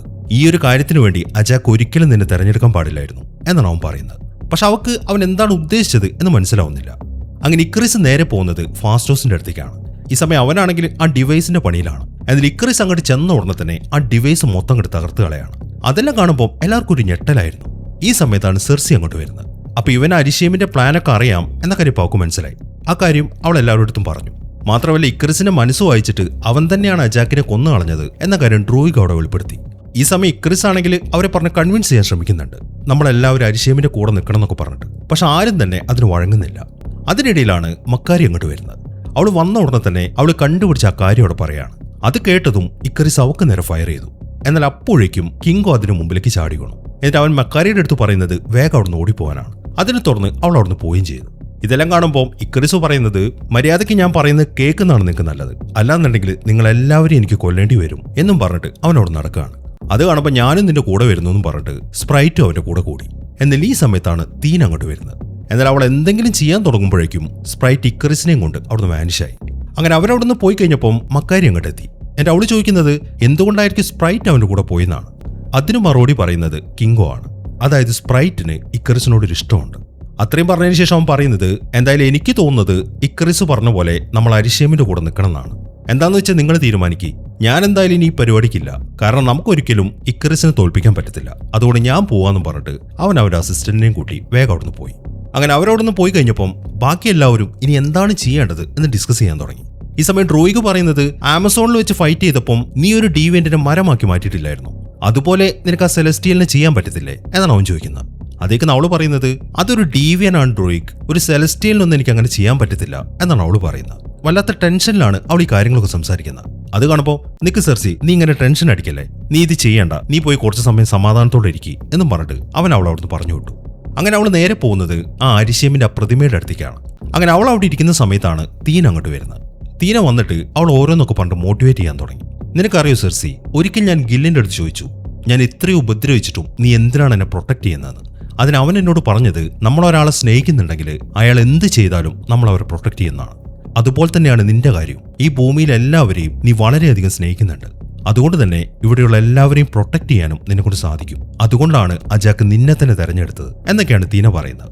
ഈ സമയത്താണ് ഫാസ്റ്റോസ് അങ്ങോട്ട് വരുന്നത്. വന്നോടനെ തന്നെ അവൻ പറയുന്നത് ഞാനിപ്പോ ഒരു കാര്യം കണ്ടുപിടിച്ചു. നിന്റെ ശരീരത്തിലുള്ള സ്പിയർ ഉണ്ടല്ലോ, അത് വെച്ചിട്ടല്ലേ നീ അരിശയവുമായിട്ട് കണക്ട് ചെയ്യുന്നത്. എന്തുകൊണ്ട് ആ സ്പിയർ ഉപയോഗിച്ചിട്ട് നമുക്ക് പരസ്പരം കണക്ട് ചെയ്തുകൂടാ? അതിന്റെ സഹായമുണ്ടെങ്കിൽ ഞാൻ ഉണ്ടാക്കിയ യൂണിമൈൻഡ് ഡിവൈസ് ആക്ടിവേറ്റ് ചെയ്യാൻ പറ്റും എന്നാണ് അവൻ പറയുന്നത്. എന്നാ പിന്നെ വേഗം ആയിക്കോട്ടെ എന്ന് അവളും പറഞ്ഞു. അതിനെ തുടർന്ന് അവനിപ്പോൾ അവളുടെ ശരീരത്തിൽ നിന്നും ആ ഗോൾഡൻ ബോൾ പുറത്തേക്ക് എടുത്തു. എന്നിട്ട് അവനിപ്പം അതിലെന്തൊക്കെ ചെയ്യാൻ തുടങ്ങി. അങ്ങനെ വളരെ പെട്ടെന്ന് തന്നെ അവൻ ആ ബ്രേസ്ലെറ്റ് ഉണ്ടാക്കി. അതിനെ തുടർന്ന് എല്ലാവരും വേഗം തന്നെ അവരുടെ സ്യൂട്ട് ഇടാണ്. ഇപ്പൊ എല്ലാവരുടെ കയ്യിലും ഫാസ്റ്റോസ് ഉണ്ടാക്കിയ ആ ബ്രേസ്ലെറ്റ് ഉണ്ട്. ഈ സമയം തന്നെ ഇക്രിസും സ്പ്രൈറ്റും കൂടെ ആ അഗ്നിപർവ്വതത്തിന്റെ അടുത്തുള്ള ഒരു മലയുടെ മുകളിലിരിക്കുകയാണ്. അതിനിടയിലാണ് അവരുടെ സ്പേസ്ഷിപ്പ് അങ്ങോട്ട് വരുന്നത്.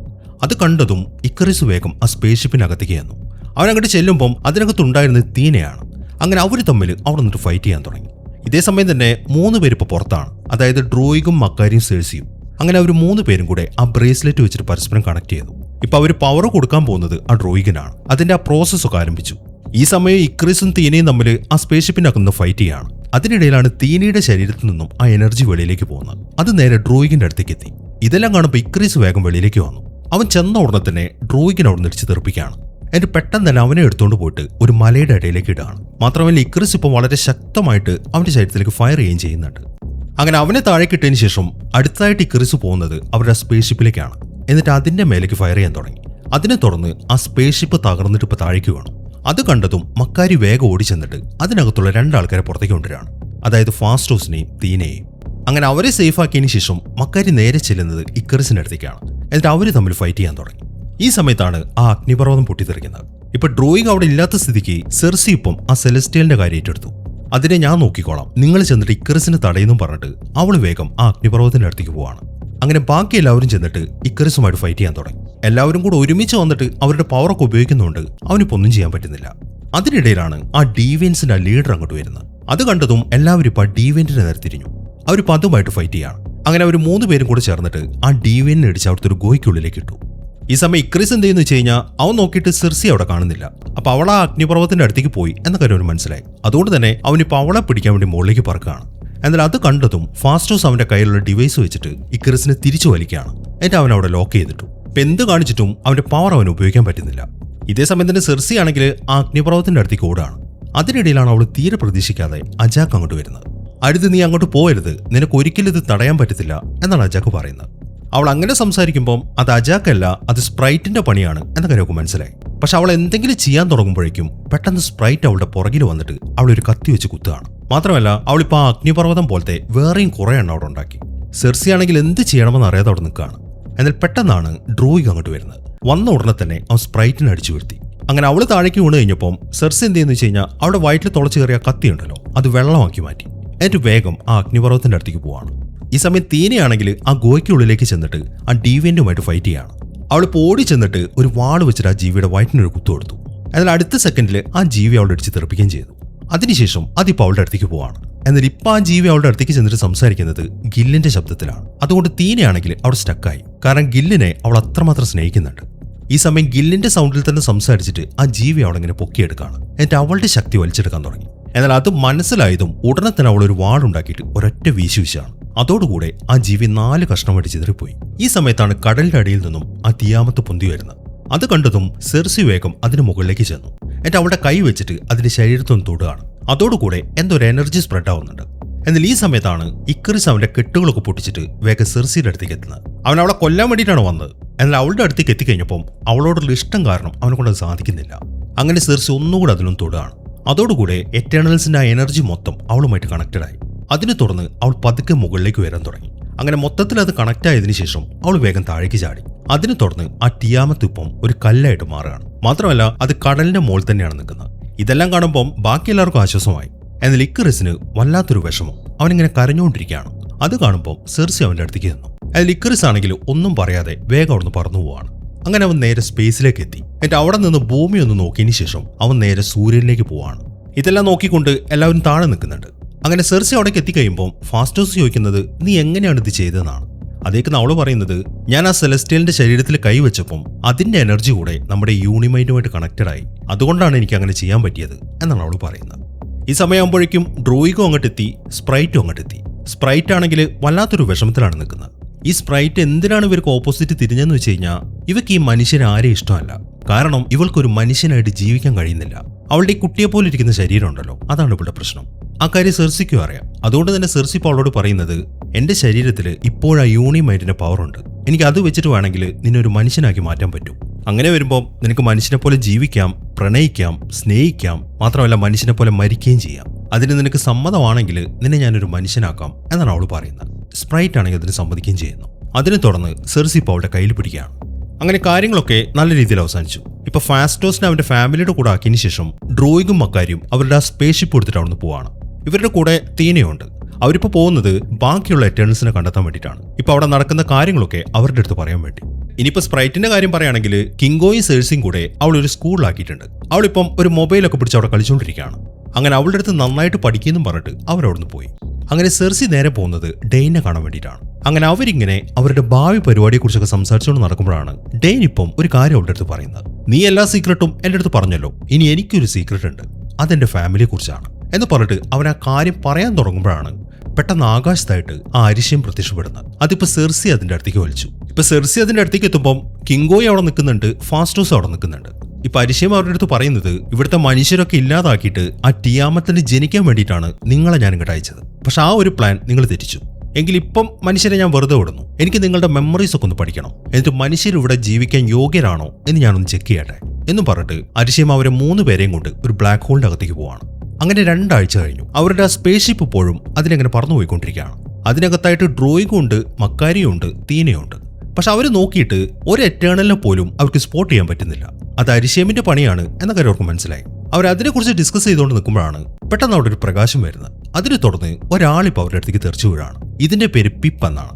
ഇവന്റെ കൂടെ അവന്റെ മാസ്റ്റർ ഉണ്ടായിരുന്നു. മാസ്റ്ററുടെ പേര് ഈറോസ്. ടൈറ്റൻ എന്ന ഗ്രഹത്തിലെ രാജകുമാരനാണ് ഇവൻ, താനോസിന്റെ സഹോദരൻ. ഇവനും ഒരു എറ്റേണലാണ്. അവനിപ്പോ ബാക്കിയുള്ളവരുടെ അടുത്തേക്ക് വന്നിട്ട് പറയുന്നത് നിങ്ങളുടെ ഫ്രണ്ട്സ് എല്ലാവരും ചെറിയൊരു പ്രശ്നത്തിലാണ്, അവരെ കണ്ടുപിടിക്കാൻ ഞാൻ നിങ്ങളെ സഹായിക്കാമെന്നാണ്. ഇതേ സമയത്ത് തന്നെ ഡെയിൻ ആണെങ്കിൽ വേറൊരു സ്ഥലത്താണ്. അവന്റെ മുന്നിലായിട്ട് ഒരു ബോക്സ് ഇരിക്കുന്നുണ്ട്. അവനത് തുറന്നു നോക്കുമ്പോൾ അതിനകത്ത് വലിയൊരു വാളാണ്. അതിലെന്തൊക്കെയോ അനക്കം കാണുന്നുണ്ട്. അവൻ പതുക്കെ ചെന്നിട്ട് അതിൽ പിടിക്കാൻ തുടങ്ങി. എന്നാൽ ഈ സമയത്താണ് ആരോ അവനെ പുറകിൽ നിന്ന് വിളിക്കുന്നത്. ആളെ കാണിക്കുന്നില്ല. അയാൾ ചോദിക്കുന്നത് ആ വാളെടുക്കാൻ നീ തയ്യാറാണോ എന്നാണ്. ഇവിടെയാണ് ഈ സിനിമ അവസാനിക്കുന്നത്. അപ്പൊ എങ്ങനെ ഉണ്ടായിരുന്നു? എന്താണെങ്കിലും നിങ്ങളുടെ അഭിപ്രായങ്ങൾ എഴുതിയിറക്കാൻ മറക്കരുത്. പിന്നെ ഹൈപ്പ് ചെയ്യാനും മറക്കരുത്. അപ്പോൾ പുതിയൊരു കിടിലൻ സിനിമയുമായിട്ട് നമുക്ക് അടുത്ത വീഡിയോയിൽ കാണാം.